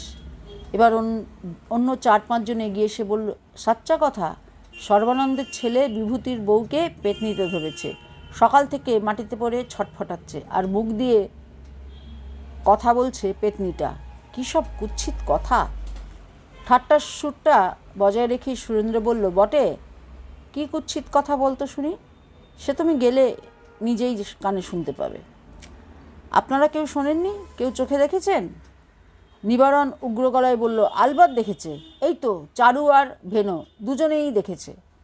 ওরা ওঝা এসেও সে পেতনিকে তাড়াতে পারছে না। সর্বানন্দের ছেলে বিভূতি কোথায়? সে তো দুর্গাপুরে কাজ করে। ওদের বাড়ির কেউ আছে এখানে? ওদের বাড়ির কেউ তো ডাকতে আসেনি আমাকে। কেন? আমরা বললে তুই যাবি না? আমাদের কথা নয়, আমরা কি ফেল না? দেখো, আমি সাফ কথা বলি, সর্বানন্দের বাড়ি 2-2.5 মাইলের রাস্তা। অতখানি রাস্তা উড়ো কথা শুনে যদি শুধুমধু যেতে হয়, তার চেয়ে ঘরে বসে কীর্তন গাওয়া অনেক ভালো। নাকি তুই ভয় পাচ্ছিস এখন? সুরেন্দ্র এবার হাসল। এত বয়স্ক লোকদের তার খুব ছেলে মানুষ মনে হয়। এদের মাথায় গোবর। সে বলল, আমার এমন লাভের কারবার, তাতে কি ভয় পেলে চলে? কিন্তু খাঁটি মাল পাচ্ছি কোথায়? এবার গিয়েই দেখ না। যাচ্ছি তাহলে। কিন্তু গিয়ে যদি দেখি ভাঁওতা, তাহলে কিন্তু উস্তুম উস্তুম করে ছাড়বো আমি। আমার কাছে মাজাকি করো না, আমি সরল কথার মানুষ। সুরেন্দ্র ঘরের মধ্যে ফিরে গেল রেডি হয়ে নিতে। অন্যরা বাইরে দাঁড়িয়ে রইল। শুধু নিতাইয়ের অধিকার আছে ঘরে ঢোকার। সুরেন্দ্র একটা ঝোলার মধ্যে কয়েকটা জিনিস ভরে নিচ্ছে। একটা ছোট টিনের বাক্স, তার মধ্যে কি আছে নিতাই জানে না। একটা টর্চ, এক বান্ডিল ব্যান্ডেজের কাপড়, আর তার বিলিতি মদের দিশি বিলিতি খালি বোতল। নিতাই জিজ্ঞেস করল, সুরেন্দা, খালি বোতল নিচ্ছ কেন? একগাল হেসে সুরেন্দ্র বলল, জানিস না, এই বোতলের মধ্যেই পেতনিটাকে ভরবো। ভূত পেতনিরা বোতলকে বড় ডরায়। যেই বোতলটা তুলে ধরবো, অমনি তার মধ্যে সুরুত করে এসে ঢুকে পড়বে। শালা, তুইও ওদের কথায় নেচেছিস। ঝোলাটা কাঁধে নিয়ে বাইরে বেরিয়ে সুরেন্দ্র বলল, চলো। কয়েক পায়ে গিয়েই নিবারণ তাকে জিজ্ঞেস করল, টাকা এনেছিস তো সুরেন? 100 টাকা দিবি বলে কথা দিয়েছিস, আজ তোর টাকা খসবে।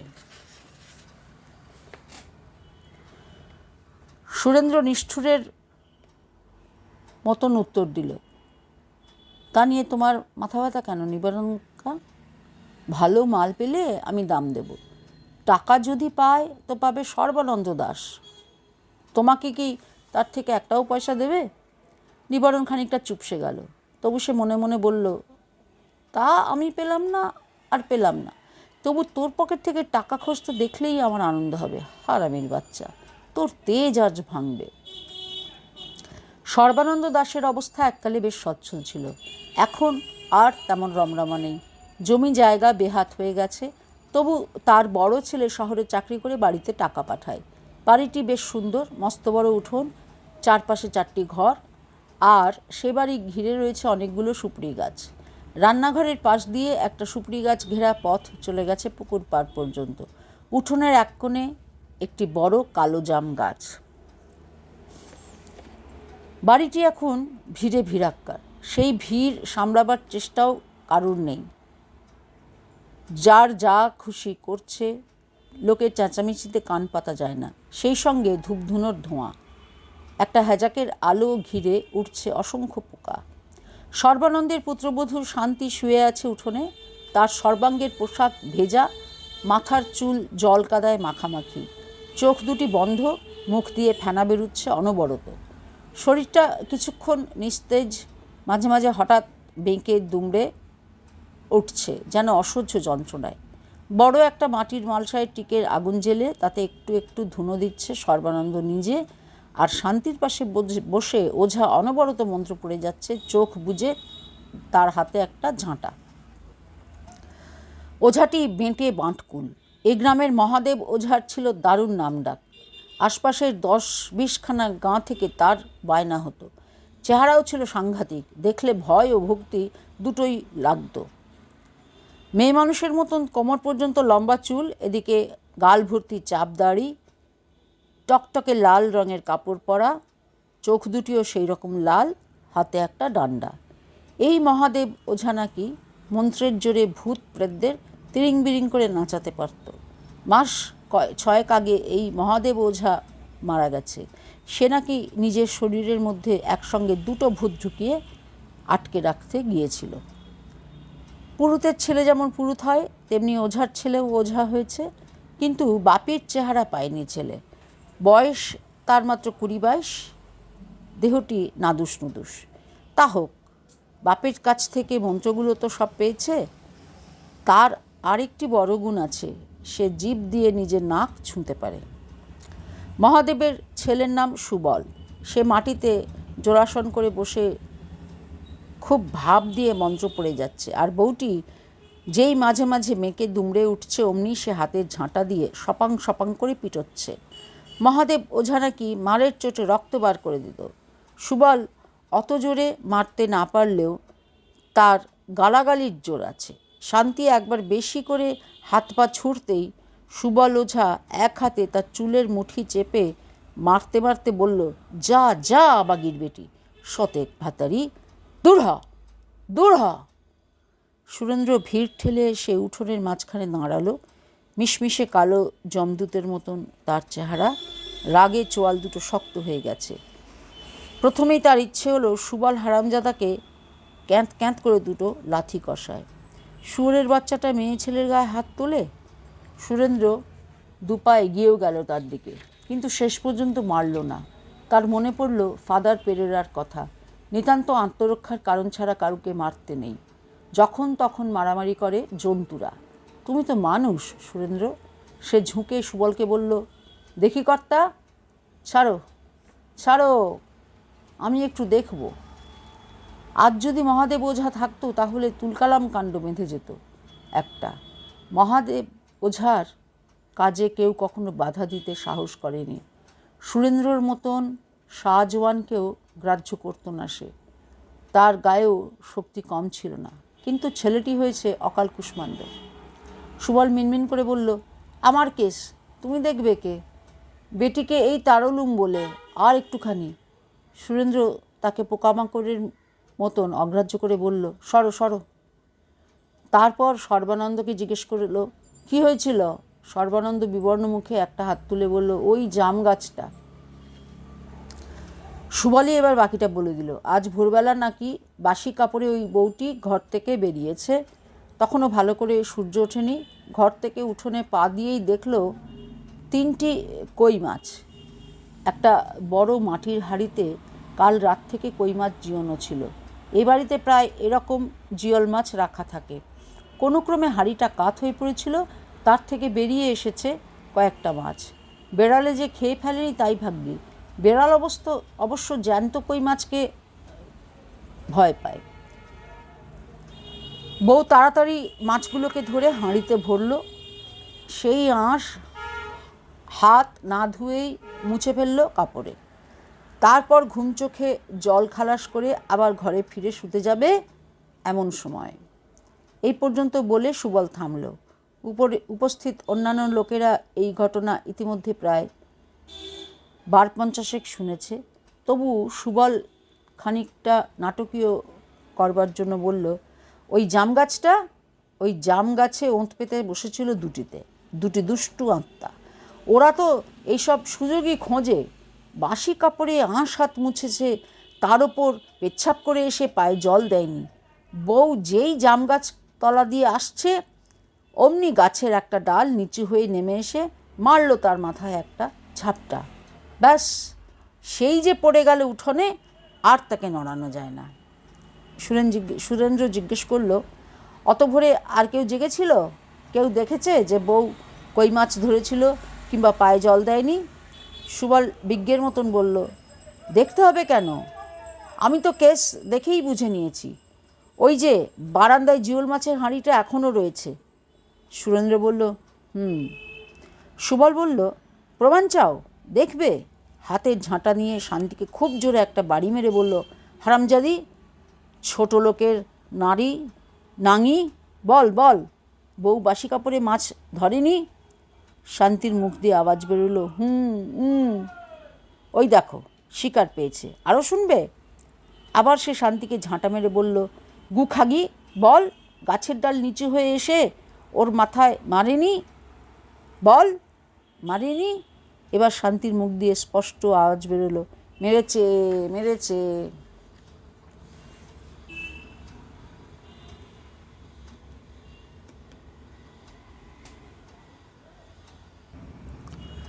সুবল সগর্বে মুখ ঘুরিয়ে তাকালো।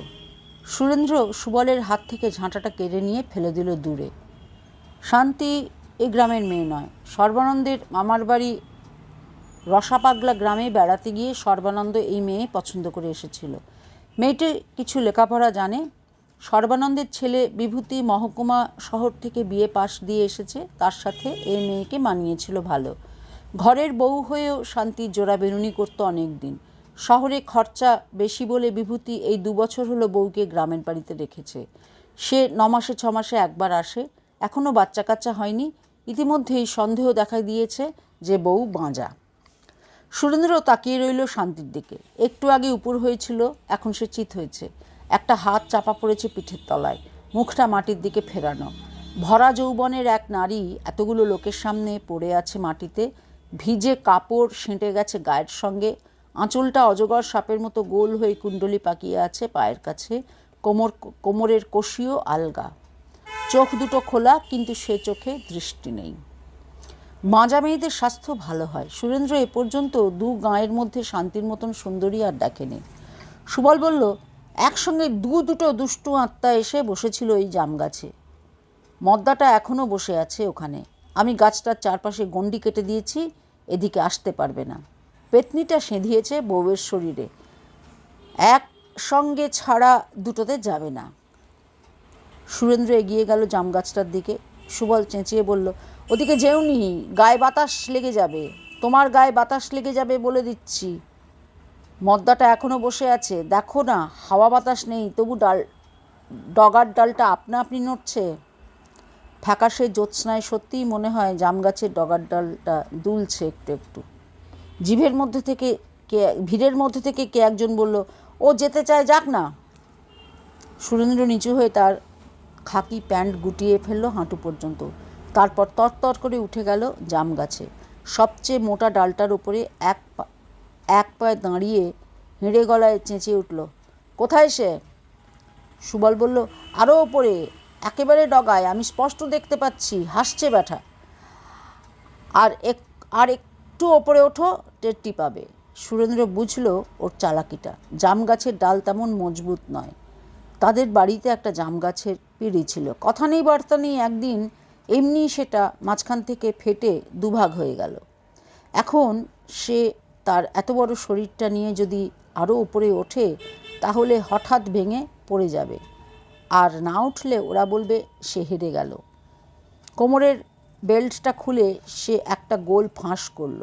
তারপর পায়ের আঙুল দিয়ে ভর দিয়ে ডিঙি মেরে যতটা হওয়া সম্ভব লম্বা হয়ে সে বেল্টের ফাঁস দিয়ে ধরার চেষ্টা করল ডগার ডালটা।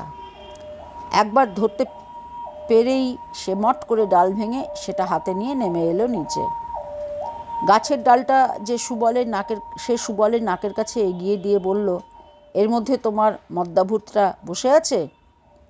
সুবল ভয় পেয়ে মাথাটা পিছিয়ে নিল খানিকটা। শান্তি এর মধ্যে উঠে বসেছে আর ফিকফিক করে হাসছে। সুরেন্দ্রর দিকে হাতছানি দিয়ে বলল, এই শোনো শোনো। সবাই চেঁচিয়ে উঠল, ডেকেছে ডেকেছে, পেতনিটা ওকে ডেকেছে। সুরেন্দ্র খানিকটা হকচকিয়ে গেল। ঠিক যেন স্বাভাবিক মানুষের মতন গলা। তবে কি বউটা এতক্ষণ নকল যাত্রা করছিল? সুবলের হাতে এত মার খেয়েও? পাকানো আঁচলটা তুলে নিয়ে শান্তি গায়ে জড়িয়ে ভদ্র হলো। সেই রকমই ফিকফিকিয়ে হেসে হাতছানি দিয়ে সুরেন্দ্রকে বলতে লাগলো, এই শোনো শোনো, শোনো না। সুরেন্দ্র এগিয়ে বলল, কি? শোনো, আরও কাছে এসো। আর একটু এগিয়ে গেল। সুরেন্দ্র বলল, কি? শান্তি মাটির ওপর চাপড় মেরে বলল, বসো, এখানে এসে বসো। লজ্জা কি? আমাকেও তোমার লজ্জা? তুমি যে আমার নাগর। বসো। সুরেন্দ্র মাটিতে বসলো। শান্তি বলল, তোমার সঙ্গে আমার কথা আছে, কানে কানে বলবো। সুরেন্দ্র বলল, ওইখান থেকেই বলো। পা ঘুষতে ঘুষতে শান্তি নিজেই চলে এলো সুরেন্দ্রর কোলের কাছে, ওর মাথাটা ধরে টানলো। সুরেন্দ্র খুবই অস্বস্তিতে পড়েছে। শান্তি তার কানে কানে কী যেন বলতে লাগলো। সুরেন্দ্র কানের কাছে মুখ ঠেকিয়ে শান্তি ফিসফিস করে কী যেন বলতে লাগলো। সুরেন্দ্র বুঝতে পারল না তার একটা বর্ণ। একসময় সে উহ বলে চেঁচিয়ে উঠল। শান্তি তার কান কামড়ে ধরেছে। সুরেন্দ্র ধাক্কা মেরে সরিয়ে দিল শান্তিকে। তার কান দিয়ে দরদর করে রক্ত গড়াচ্ছে। জনতা হেসে উঠল হো হো করে। সুরেন্দ্রর দুর্দশা দেখে তারা দারুণ মজা পেয়েছে। সেই দিন থেকে তার নাম হয়ে গেল কান কাটা সুরেন। কিন্তু জনতার হাসিও থেমে গেল শান্তির অকস্মাৎ হাসিতে। শান্তি হিহি হিহি করে হেসে উঠল। তার ঠোঁটের পাশে রক্ত। তারপর একটা অদ্ভুত বিকট গলা বার করে বলল, এই সুরেন্দ্র, আমাকে বিয়ে করবি? আয় না, বিয়ে করবি? তোতে আমাতে পাট খেতে লুকিয়ে থাকবো। বিয়ে করবি? এই সুরেন্দ্র, আয় না। সবাই জানে সর্বানন্দের ছেলের বউ শান্তি বড় লাজুক মেয়ে। 5 জনের সামনে সে কখনো রাগ আরে না। বিশেষত শ্বশুরের সামনে সে কোনো দিন এরকমভাবে খারাপ কথা বলবে না। তাছাড়াও এ তো শান্তির গলা নয়, তার ভেতর থেকে অন্য কেউ কথা বলছে। শান্তি আবার হাসতে লাগলো হি হি হি হি করে। মানুষে সেরকম হাসতে পারে না, ঠিক যেন দুটো ছুরিতে ঠোকাঠুকি হচ্ছে। শুনলেই গা ছমছম করে। অনেকেই ভয় পেয়ে দৌড়ে পালিয়ে গেল। সুরেন্দ্র রুমাল বার করে তার কানটা চেপে ধরে আছে। রক্তে ভিজে গেছে তার ঘাড়ের কাছের জামা। শান্তি এবার সুরেন্দ্রর বুকের ওপর হিংস্রভাবে ঝাঁপিয়ে পড়ে বলল, খেলবি? আমার সঙ্গে খেলবি? এই সুরেন্দ্র, আয় না, খেলবি? হি হি হি হি। স্ত্রীলোকের গায়ে হাত তোলা বিষয়ে বিধিনিষেধ ভুলে গেল সুরেন্দ্র। সে নিজেই এবার শান্তির চুলের মুঠি ধরে মাথাটা সরিয়ে নিয়ে দুগালে সপাটে দুটো থাপ্পড় কষালো। সুরেন্দ্রর মাথায় রাগ জড়ে গেছে। চর খেয়ে শান্তি আবার নেতিয়ে পড়ল মাটিতে। যারা ভয় পেয়ে পালিয়েছিল তাদের মধ্যে আবার কয়েকজন ফিরে এসেছে। কিছুক্ষণ সবাই চুপচাপ। সুরেন্দ্র রক্ত মুছছে কান থেকে। হঠাৎ ভিড়ের মধ্যে থেকে নিবারণ বলল, এই সুরেন্দ্র, এবার টাকা বার কর, টাকা দে। আর 5 জন বলল, হ্যাঁ, এবার টাকা দিতে হবে। সর্বানন্দদা, ওকে ছেড়ো না, ধরো। সুরেন্দ্র জিজ্ঞেস করল, কিসের টাকা? তুই যে বলেছিলি চোখের সামনে ভূত দেখলে 100 টাকা দিবি, দে শালা সেই টাকা। এইমাত্র কি দেখলি? সুরেন্দ্র বলল, কি দেখলাম? এখন ন্যাকা সাজছিস? সবাই সাক্ষী দেবে, তুই 50 বার বলেছিস নিজের চোখে ভূত দেখলে 100 টাকা দিবি। এইমাত্র দেখলি না? সুরেন্দ্র বলল, না, দেখিনি। মিথ্যে কথা, টাকা মারবার মতলব, দে টাকা। সর্বানন্দদা, ওকে ছেড়ো না, ধরো।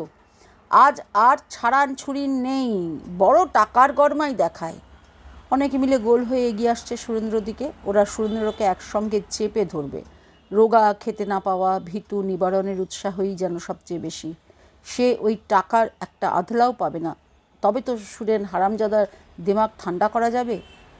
সুরেন্দ্র নিজের দলের ছেলে নিতাই পর্যন্ত এই কাণ্ড দেখে পেছনে লুকিয়েছে। সে আর মুখ খুলছে না। শান্তি বৌদির ব্যাপার স্যাপার দেখে তার বুক কাঁপছে। সুরেন্দ্র সামনের 2 জনকে ধাক্কা মেরে সরিয়ে দিয়ে পা ফাঁক করে দাঁড়ালো। তারপর জামার তলায় কোমর থেকে একটা মস্ত বড় ভোজালি টেনে বের করে বলল, খবরদার, আমার সঙ্গে এঁটেলবাজি করতে এসো না, তাহলে আমি রক্তগঙ্গা বইয়ে দেবো। এবার দৌড়ে পালাতে গিয়ে ওর ঘাড়ের ওপর উল্টে পড়ল। সুরেন্দ্রটা একটা খুনে, ঠিকই বোঝা গিয়েছিল আগে। সুরেন্দ্র হাওয়ায় ভোজালি ঘুরিয়ে বলল, আমি এক কথার মানুষ, 100 টাকা দেবো বলেছি, আসল মাল পেলে ঠিকই দেবো। তা বলে আমাকে বাজে মাল, ভুসি মাল গছাবে? একটা মৃগী রুগী তাই দেখিয়ে টাকা চাইছো? হ্যাঁ? ভাঙা জাম গাছের ডালটা মাটিতে 3 বার আছড়ে বলল, এর মধ্যে মদ্দা ভূত আছে? কোথায় সে শালা? নাকি আমাকে দেখেই পালিয়েছে? ঝোলা থেকে খালি বোতলটা বার করে সুবলের মাথার সামনে ঠকাস করে রেখে বলল, সাপুরেরা যেমন সাপ ধরে সেই রকম একটা ভূত ধরে দাও দেখি আমাকে। তুমি তো ভূত ধরে বেড়াও। ওই বোতলটা ছিপি আটকে দেবার পর যদি আপনা আপনি লাফায়, তবে আমি এক্ষুনি তোমাকে 100 টাকা দেবো, এক্ষুনি। এই দেখো টাকা। সুরেন্দ্র পকেট থেকে এক গোছা 1 টাকার নোট বার করে দেখালো। কিছু না পেরে সুবল বলল, যা যা। মাটিতে হাঁটু গেড়ে বসে সুরেন্দ্র ভোজালিটা পাশে নামিয়ে রাখল। তারপর শান্তির নেতিয়ে পড়া একটা হাত তুলে নাড়ি দেখতে লাগলো। সর্বানন্দ এতক্ষণে খানিকটা সাহস সঞ্চয় করে বলল, এই, তুমি আমার বউয়ের হাত ছুঁয়ো না, গায়ে হাত ছুঁয়ো না। সুরেন্দ্র তাকে এক ধমক দিয়ে বলল, চুপ! একটু আগে তোমার ছেলের বউ আমাকে কানে কানে কি বলেছে জানো? যদি সবার সামনে বলে দিই তোমার মুখে চুনকালি পড়বে। সর্বানন্দ চুপসে গেল সঙ্গে সঙ্গে। ওঝার ছেলে ওঝা সুবল কিন্তু এত সহজে তার দাবি ছাড়তে চায় না। দর্শকদের মধ্যে যে কজন দূর থেকে তখনও উকিঝুঁকি মারছিল তাদের উদ্দেশ্যে সে বলল, তোমরা 5 জনা দেখলে? ও আমার কেস কেড়ে নিচ্ছে। এ বাড়ি থেকে আগে আমার ডাক পড়েছিল। সুরেন্দ্র বলল, এতক্ষণ ধরে তো ভেজর করলে, ধরতে পেরেছ পেতনিটাকে? সুবল বলল, তুমি সরো, এবার আমি ভূত ডামর তন্ত্র শুরু করব। বেটি ধরা না পড়ে যাবে কোথায়?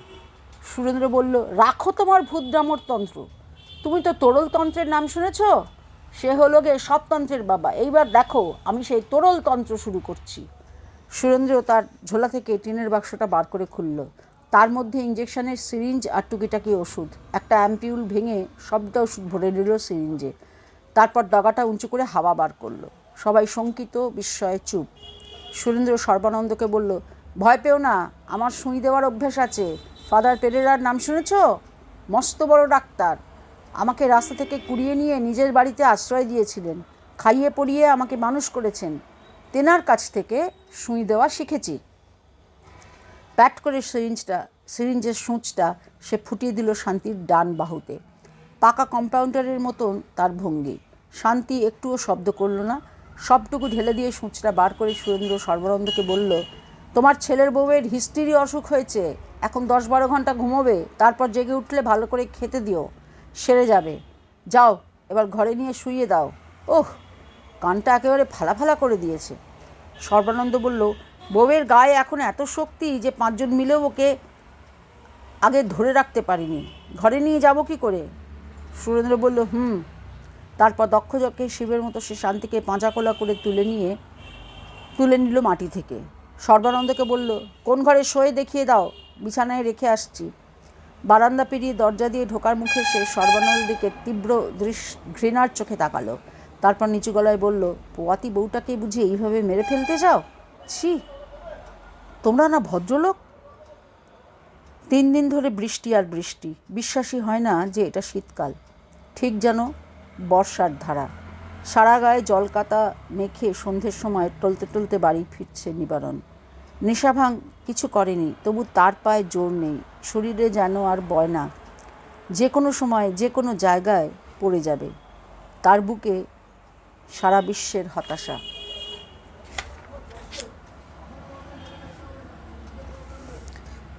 মহাজনের কাছ থেকে কাজ নিয়ে নিবারণ তার বন্ধকি জমিতে ফুলকপির চারা লাগিয়েছিল মাত্র 5 দিন আগে। বৃষ্টিতে নষ্ট হয়ে গেল। এই সময় এত বৃষ্টির কথা সে স্বপ্নেও ভাবেনি। এ যেন ঈশ্বরের অভিশাপ। আজ আবার পাশের জমির আল ভেঙে গিয়ে জল ঢুকে পড়ল। কপির চারাগুলো সব পচে যাবে। কিছু কিছু চারা তুলে ফেলার চেষ্টা করেছিল নিবারণ, কিন্তু অর্ধেকের বেশি বাঁচাতে পারেনি। মহাজনের সঙ্গে শর্ত ছিল 50-50। সে তো গেল ভবিষ্যতের কথা, কিন্তু কাল দুপুর থেকে মাটি কাটা বন্ধ হয়ে গেল।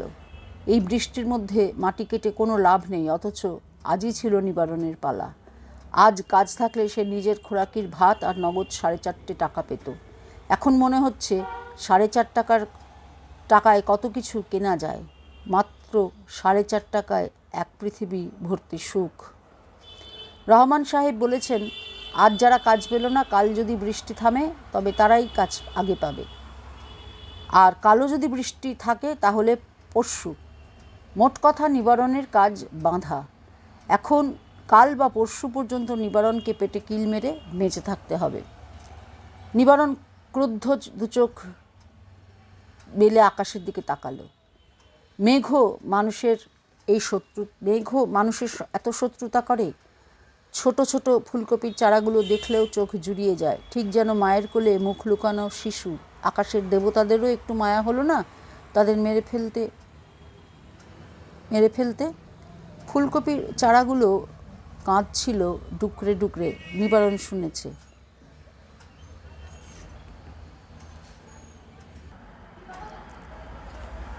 কাদার মধ্যে পা হড়কে যেতে নিবারণের কোমরের কষি একটু আলগা হয়ে গেল, আর অমনি তার ট্যাগ থেকে টুপুস করে খসে পড়ল একটা ছোট্ট কাচের শিশি। তার মধ্যে রয়েছে কালো হলদে রঙের লম্বা লম্বা 6খানা ওষুধ। অন্ধকারে কাদার মধ্যে শিশিটা আবার গেল কোথায়? নিবারণ রোগা রোগা আঙুল দিয়ে সেটাকে খুঁজতে লাগলো। বিরক্তিতে তার গা জ্বলে যাচ্ছে, তার কিছুই ভালো লাগছে না। পাওয়া গেল শিশিটা। ভেতরে কাদা ঢোকেনি তো? না, ওপরে একটা রবারের ছিপি আছে, হাওয়াও ঢুকতে পারে না। শিশিটা খুঁজে পেয়ে আনন্দ হওয়ার বদলে নিবারণের ইচ্ছে হলো সেটাকে ছুঁড়ে ফেলে দেয়। সোনারঙের হেলথ সেন্টারে ডাক্তারবাবুর খুব মাছ ধরার শখ। এক এক রোববার এক এক পুকুরে মাছ ধরতে যান। গত রোববার এসেছিলেন চৌধুরী বাবুদের বাড়ির পেছনের মজা দিঘিতে।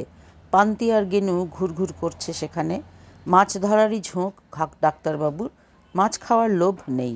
একটার বেশি মাছ ধরা পড়লে বাকিগুলো অন্যদের বিলিয়ে দেন, সবাই জানে। সেদিন ডাক্তারবাবুর ছিপে একটাও মাছ ধরা পড়েনি অবশ্য, কিন্তু তিনি একবার এসেছিলেন নিবারণের বাড়িতে। অল্পবয়সী ডাক্তারবাবুটি ছোট ছেলে মেয়ের সঙ্গে গল্প করেন খুব। পান্তি আর গেনুই টেনে এনেছিল ডাক্তারবাবুকে। ওরা ওদের দাদুকে ভালোবাসে। কদিন ধরে পবন খুব অসুস্থ, কথা বলার ক্ষমতাও প্রায় নেই। তা ডাক্তারবাবু পবনকে দেখে অনেক লম্বা লম্বা কথা বলে গিয়েছিলেন, এটা খাওয়াতে হবে, সেটা খাওয়াতে হবে। নিবারণ সেসব কথা এক কান দিয়ে শুনে আর এক কান দিয়ে বার করে দিয়েছে। তার বাপ বুড়ো হয়েছে, এবার মরবে, তা নিয়ে আর আদিক্ষেতা করার কি আছে? শীতের শেষটাতেই পুরনো রুগীরা টপাটপ মরে। গতবারেও এই সময় পবন শয্যা নিয়েছিল। সেবার খুব আশা করেছিল নিবারণ যে বাবা এবারেই যাবে। শুধু শুধু বেঁচে থেকে তো পৃথিবীর এক রত্তি উপকারে আসে না। ওমা, বুড়ো কদিন বাদেই হাত পা ঝেড়ে আবার উঠে বসল। অবশ্য এবার আর পার পাবে না। আজ বৃষ্টির মধ্যেও খালধারে ঝাড়া 2 ঘন্টা নিবারণ বসেছিল গাছতলায়। যদি হঠাৎ বৃষ্টি থামে, যদি মাটি কাটা শুরু হয়, সে সময় ছাতা মাথায় দিয়ে বাঁধের ওপর দিয়ে কলে যাচ্ছিলেন ডাক্তারবাবু। নিবারণকে দেখে থামলেন। ডাক্তারবাবুটি আবার সবার সঙ্গে আপনি আজ্ঞে করে কথা বলেন। কপালে হাত ঠেকিয়ে নমস্কার করে তিনি নিবারণকে জিজ্ঞেস করলেন, আপনার বাবা কেমন আছেন? এসব জায়গায় শুধু শুধু কথা বাড়িয়ে লাভ নেই। তাই নিবারণ বলেছিল, ভালো। আমার ওখানে একবার আসবেন, আমি কয়েকটা ওষুধ লিখে দেবো। আপনার বাবাকে একটা টনিক খাওয়ানো দরকার। নিবারণ চুপ করেছিল। ডাক্তারবাবু আবার বলেছিলেন, আজই আসতে পারেন, এই ধরুন ঘণ্টাখানেক বাদে, আমি তার মধ্যেই ফিরে আসব। সেই সময় যেন নিবারণ নয়, তার ভেতর থেকে অন্য কেউ বলে উঠেছিল, ডাক্তারবাবু, আমরা গরিব, ভগবান আমাদের দুবেলা পেটের ভাতও দেননি, আমরা কি ওইসব দামি ওষুধ খেতে পারি? ডাক্তারবাবুটির জোড়া ভুরু। তিনি তার বড় বড় কালো দুটি চোখ নিবারণের মুখের ওপর স্থিরভাবে রেখে কয়েক মুহূর্ত চুপ করেছিলেন। তারপর নিজের হাতের মস্ত বড় ব্যাগটা খুলে এই ওষুধের শিশিটা নিবারণকে দিয়ে বললেন, এটা দিনে 2টো করে খাওয়াবেন ভাত খাওয়ার পর। আজ না হোক কাল পরশু আমার ওখানে একবার আসুন, দেখি কি ব্যবস্থা করতে পারি। নিবারণ কোনো কথা বলছে না দেখে তিনি একটুক্ষণ চুপ করে থেকে আবার বললেন, কখনো আশা ছাড়তে নেই। তখনও নিবারণের আনন্দ হয়নি, রাগই হয়েছিল। এক এক সময় মানুষের দয়া দেখলেও রাগ হয়। ডাক্তারবাবু যদি আর কিছুক্ষণ দাঁড়িয়ে বড় বড় উপদেশের কথা বলতেন, তাহলে নিশ্চয়ই নিবারণ মনে মনে তাকে বাপ মা তুলে গাল দিত। সহ্য হয় না, কিছুই সহ্য হয় না। অন্ধকারে কাদার মধ্যে দাঁড়িয়ে ওষুধের শিশিটা হাতে নিয়ে নিবারণের মুখে একটা হাসি ফুটে উঠল, যা না ক্রোধ, না ঘৃণা, না উপহাস, না দুঃখ, না করুণার। সে হাসিটা অন্যরকম, বড় দুর্বোধ্য। ডাক্তারটি বললেন, ওষুধটা দুবেলাতে ভাত খাওয়ার পর খাওয়াবেন। ডাক্তারটা বোকা, কিছুই শেখেনি। এখন নিবারণ যদি ওষুধটা ছুঁড়ে ফেলে দেয়, তাহলে কি তার পাপ হবে? ওষুধটা ফেলল না নিবারণ। যাই হোক, দামি জিনিস তো। সে আবার হেঁটে চলল। মাঝারি ধারায় অবিরাম বৃষ্টি পড়ে যাচ্ছে। এই সময় পৃথিবীতে নিবারণ ছাড়া কেউ নেই। সে তার বাড়ির দিকে যাচ্ছে। এখন পৃথিবীতে তার সবচেয়ে ঘৃণার জায়গা তার নিজের বাড়ি, তবু সে সেখানেই যাবে। আর বেশি দূর নেই, রাস্তার মাঝখানেই খানিকটা জল জমে আছে। সেইখানে নিবারণ তার পায়ের কাদা ধুয়ে নিল। তারপর সামনে তাকাতেই আঁতকে উঠল সে। তার বাড়ির সামনে বাতাবি লেবু গাছটায় হেলান দিয়ে দাঁড়িয়ে আছে কে? বৃষ্টির মধ্যে ভাঙা ভাঙা অন্ধকারে দেখা যায় এক প্রেত। নিবারণের প্রাণটা যেন এসে আটকে গেল গলার কাছে। প্রথমেই তার মনে হলো পিছন ফিরে দৌড় দেয়। প্রেতের বুকের পাঁজরার সবকটা হাড় স্পষ্ট, কঙ্কালসার একটা হাত সামনে বাড়ানো। নিবারণ মুখ দিয়ে একটা আওয়াজ করল, আঁ আঁ। প্রেতমূর্তি তখন নাকি ভাঙা গলায় বলল, কে? নিবারণ এলি? পেছন ফিরে পালাতে গিয়েও থেমে গিয়ে নিবারণ বলল, ধুর শালা। সকালবেলাও নিবারণ যাকে দেখে গেছে বিছানার সঙ্গে একেবারে লাগা, ওঠার ক্ষমতা নেই, কথা বলার শক্তি নেই, সে যে এই বৃষ্টির মধ্যে রাত্রিরে উঠে বাইরে এসে দাঁড়াবে এ কথা তো নিবারণ কল্পনাই করেনি। এ যে কই মাছের মতন করা যান। হারামির বাচ্চা শালা। নিবারণ এক ধমক দিয়ে বলল, তুমি আমার বাইরে এসো কেন? পবন কথা বলতে গিয়ে হাঁপাচ্ছে, তার গলাও খোনা খোনা মনে হয়। সে বলল, তুই এখনও ফিরিসনি, যা বৃষ্টি বাদলা আমি চিন্তা করছিলাম। নিবারণ দীর্ঘশ্বাস ফেলল। এই যে স্পষ্ট কথা বলে, তাহলে কি এই যাত্রাতেও বেঁচে গেল? হা ভগবান, আরও কতদিনে বোঝা বইতে হবে। পবন জিজ্ঞেস করল, কিছু এনেছিস? নিবারণ বলল, কি? চালাটা কিছু আনিসনি? কোথা থেকে আনবো? তোমার বাপের কাছ ঠেঙে? আজ মাটি কাটার কাজ হয়নি। আজ আমার যেটুকু সর্বনাশ বাকি ছিল তাও হয়ে গেছে। কিছুই আনিসনি? ট্যাঙ্ক থেকে শিশিটা বার করে নিবারণ বলল, ওষুধ এনেছি। ডাক্তারবাবু বিনি পয়সার ওষুধ দিলেন তোমার জন্য। নাতি নাতনি দুটোকে তো খুব জপিয়েছ তো, তারা ডাক্তারবাবুকে ধরেছিল। পবন ওষুধের ব্যাপারটার কোনো গুরুত্বই না দিয়ে বলল, চালাটা কিছুই জানিসনি? আজ সারাদিন বাড়িতে আখা ধরেনি। সেই মুহূর্তে নিবারণ তার ভবিষ্যৎ কর্মপন্থা ঠিক করে ফেলল। সে দৃঢ় গলায় বলল, আমাদের আর এখানে কোনো আশা নেই। কাল চলে যাব, টাউনে গিয়ে রেল স্টেশনে ভিক্ষে করে খাবো। পবন খুব উৎসাহের সঙ্গে বলল, তাই চল। তুমি যেতে পারবে? কেন পারবো না, একটু ধরে নিয়ে যাবি। যেতে পারো ভালো, না হলে তুমি বাড়ি পাহারা দেবে। ছেলে মেয়ে দুটো ঘুমিয়ে পড়েছে, বউ শুয়ে শুয়ে জেগে আছে। চোখ দুটি বিবর্ণ, সারা শরীরের মধ্যে শুধু পেট ছাড়া আর সব জায়গাতেই স্বাস্থ্যহীনতা প্রকট। ঘরে ঢুকে নিবারণ গম্ভীরভাবে বলল, আজ কিছু আনতে পারিনি। বউয়ের মুখে কিন্তু কিছু ভাবান্তর দেখা গেল না। ঘরে কিছু আছে? বউ দেওয়ালের দিকে মুখ ফিরিয়ে বলল, না। নিবারণ অসম্ভব জোরে চিৎকার করে বলল, নেই কেন? আমি এখন খাবো কি? কাল রাত্রিরে যে খানিকটা আটা বেঁচেছিল। বউ একটুও উত্তেজিত হলো না, সেই রকমই মুখ ফিরিয়ে থেকে বলল, বিকেল পর্যন্ত বাঁচিয়ে রেখেছিলাম, তারপর পান্তি আর গেনু জল দিয়ে গুলে সেই আটা খেয়ে ফেলেছে। ছেঁড়া কাঁথাটা মাথা দিয়ে পবন শুয়ে পড়েছিল। সে হঠাৎ উঠে বসে ছেলের পক্ষ নিয়ে আলাদা একটা দল পাকাবার চেষ্টা করলো। কুটিল চোখে সে একবার তার পুত্রবধূ একবার তার ছেলের দিকে তাকিয়ে বলল, দেখ না, আমাকে পর্যন্ত একটু দেয়নি, নিজেরাই সব খেলো। আমি কতবার বললাম, ও বউ আমাকে একটু দে, আজ আমার জ্বর ছেড়েছে, আজ আমার খিদে বেশি হবে, অন্তত আমাকে ছটাকখানেক দে, কিংবা আমাকে না দিস, ছেলেটার জন্য একটু রাখ, সারাদিন খেটে খুঁটে আসবে। সে কথা গ্রাহ্যই করল না, নিজেরাই গান্ডে পিণ্ডে খেলে। বউ এবার দেয়াল থেকে চোখ ফেরালো, শ্বশুরের দিকে এমনভাবে তাকালো যেন সেই দৃষ্টিতেই তাকে ভস্ম করে দেবে। কনুইতে ভর দিয়ে আধভসা হয়ে কণ্ঠে বিষ ঝরিয়ে সে বলল, খাল ভরা, তোমার মরণ নেই? এ কথা বলার আগে তোমার জিভ খসে গেল না? ছেলে মেয়ে দুটো খেয়েছে, আমি নিজে একটা দানাও ছুঁয়েছি? আমার পেটে একটা ৭০, তবু আমি কিছু খাইনি, আর তোমার নোলাটাই বড় হলো। ভারী যে ছেলের জন্য দরদ, নিজে ৩বার রান্নাঘরে গিয়ে ঘুটঘাট করে আসুনি। ছেলের জন্য তুমি কিছু রাখতে? সব জানা আছে আমার। অলপ পেয়ে তুমি মরতে পারো না? মরলে আমার হাড় জুড়োয়। পবন ছেলের দিকে চেয়ে বলল, দেখলি দেখলি? নিবারণ কোনো পক্ষই নিল না। তার ইচ্ছে হলো ঘুমন্ত ছেলে মেয়ে দুটোকে জোরে জোরে লাথি কষায়, বাপকে লাথি কষায়, বউকেও। খাবার দরকার ছিল তার একার। কাল যদি ভগবান করেন বৃষ্টি বন্ধ হয়, তাহলে না খেয়ে ধুঁকতে ধুঁকতে সে মাটি কাটতে যাবে কি করে? সে নিজে না বাঁচলে আর কেউ বাঁচবে? সে কথা এরা কেউ বোঝে না। সকলেই রাক্ষসে খিদে নিয়ে হাঁ করে আছে। কাল যদি বৃষ্টি না থামে, তাহলে যেতেই হবে টাউনে। রেল স্টেশনে মাথা গোঁজার জায়গা জুটে যাবে। টাউনে কেউ না খেয়ে মরে না। টাউনের লোকদের ওপর ভগবানের অশেষ দয়া। বউ তখনও গজগজ করে যাচ্ছিল। নিবারণ প্রচণ্ড এক ধমক দিয়ে বলল, চপ। দরজার বাইরে থেকে জল গড়িয়ে আসে ঘরের ভেতরে, তাই সে জল আটকাবার জন্য দরজার কাছে একটা ন্যাতা পেতে রাখা আছে। সেই ভেজা ন্যাতাটা তুলে নিয়ে নিবারণ হাত পায়ের গাদা মুছল। এখন এই অন্ধকারের মধ্যে তার পুকুরে যাবার ইচ্ছে নেই। ঢকঢক করে এক ঘটি জল খেয়ে সে শুয়ে পড়ল। পাশাপাশি একখানা বড় ঘর আর ছোট ঘর, মাঝখানের দরজাটা আজকাল খোলাই থাকে। ছোট ঘরের জানলাটা নিশ্চয়ই খোলা রয়েছে, গুঁড়ো গুঁড়ো বৃষ্টির ছাঁট আসছে এ পর্যন্ত। নিবারণ ভাবল, তার বাপ ভিজুক, আজও তো চলাফেরা করার ক্ষমতা রয়েছে, নিজে উঠে বন্ধ করতে পারে না। নিবারণের গায়ে যদি বেশি ছাঁট লাগে, সে পা দিয়ে ঠেলে মাঝের দরজাটা বন্ধ করে দেবে। কোনো শব্দ নেই, শুধু টিনের চালে কাকের পায়ের আওয়াজের মতন বৃষ্টি। ছেলে মেয়ে দুটি অঘরে ঘুমোচ্ছে, আর জাগেনি। তারপর ঘুমোয় গর্ভিণী, কিন্তু খালি পেট নিয়ে নিবারণের কিছুতেই ঘুম আসে না। আর এক অসুস্থ বৃদ্ধের তো সহজে ঘুম আসবার কথা নয়। খানিক বাদে পবন কোঁ কোঁ শব্দ করে ওঠে। নিবারণ জিজ্ঞেস করল, কি হলো আবার?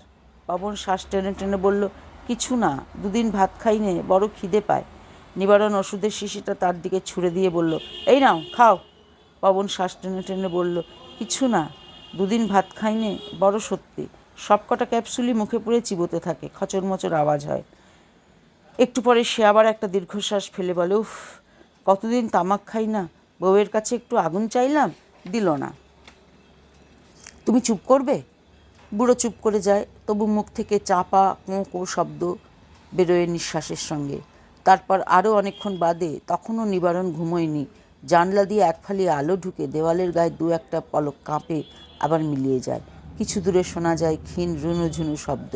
নিবারণ কান খাড়া করে থাকে। ওরা আসছে। আশ্চর্য, এই বৃষ্টি বাদলার মধ্যেও বেরিয়েছে ওরা। নিবারণের পেটের মধ্যে ধিকি ধিকি করে জ্বলে অহেতুক রাগ। ওদের পকেটে টাকা আছে, গায়ে শক্তি আছে, তাই ওরা এইসব আমোদ আহ্লাদ করতে পারে। ওরা নিবারণের মতন লোকদের আরও কষ্ট দেবার জন্য আসে।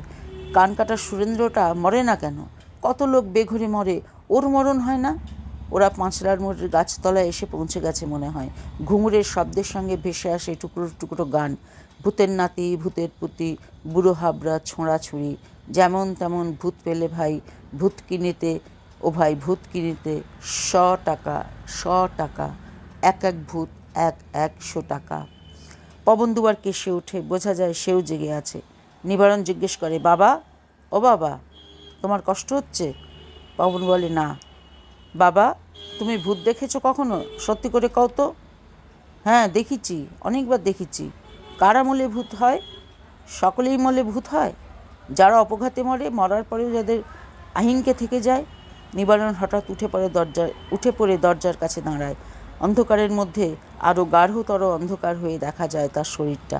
পবন জিজ্ঞেস করে, উঠলি যে, বাইরে যাবি? নিবারণ বলল, না। বাবা, তুমি মলে? পবন বলল, হ্যাঁ, আমি ভূত হব নিশ্চয়। সে কি আর তোকে বলতে হবে? নাতি দুটোর মুখ চেয়েও সুরেন্দ্রকে ডেকে আনিস, আমি বোতলে ঢুকে যাব। তুই 100 টাকা। তারপরই চিৎকার ও কান্না মিশিয়ে সে বলে ওঠে, ও বাবা নিবারণ, আমাকে মারিস না, আর 2 দিন অন্তত বাঁচতে দে। আমি 2 দিন একটু গরম গরম ভাত দিস, 2 দিন একটু পেট ভরে খেয়ে যাই, 1 ছিলিম তামাক। ও বাবা নিবারণ, তোর পায়ে পড়ি, আর 2 দিন একটু গরম ভাত, তোর পায়ে পড়ি, ও বাবা নিবারণ, আর 2 দিন।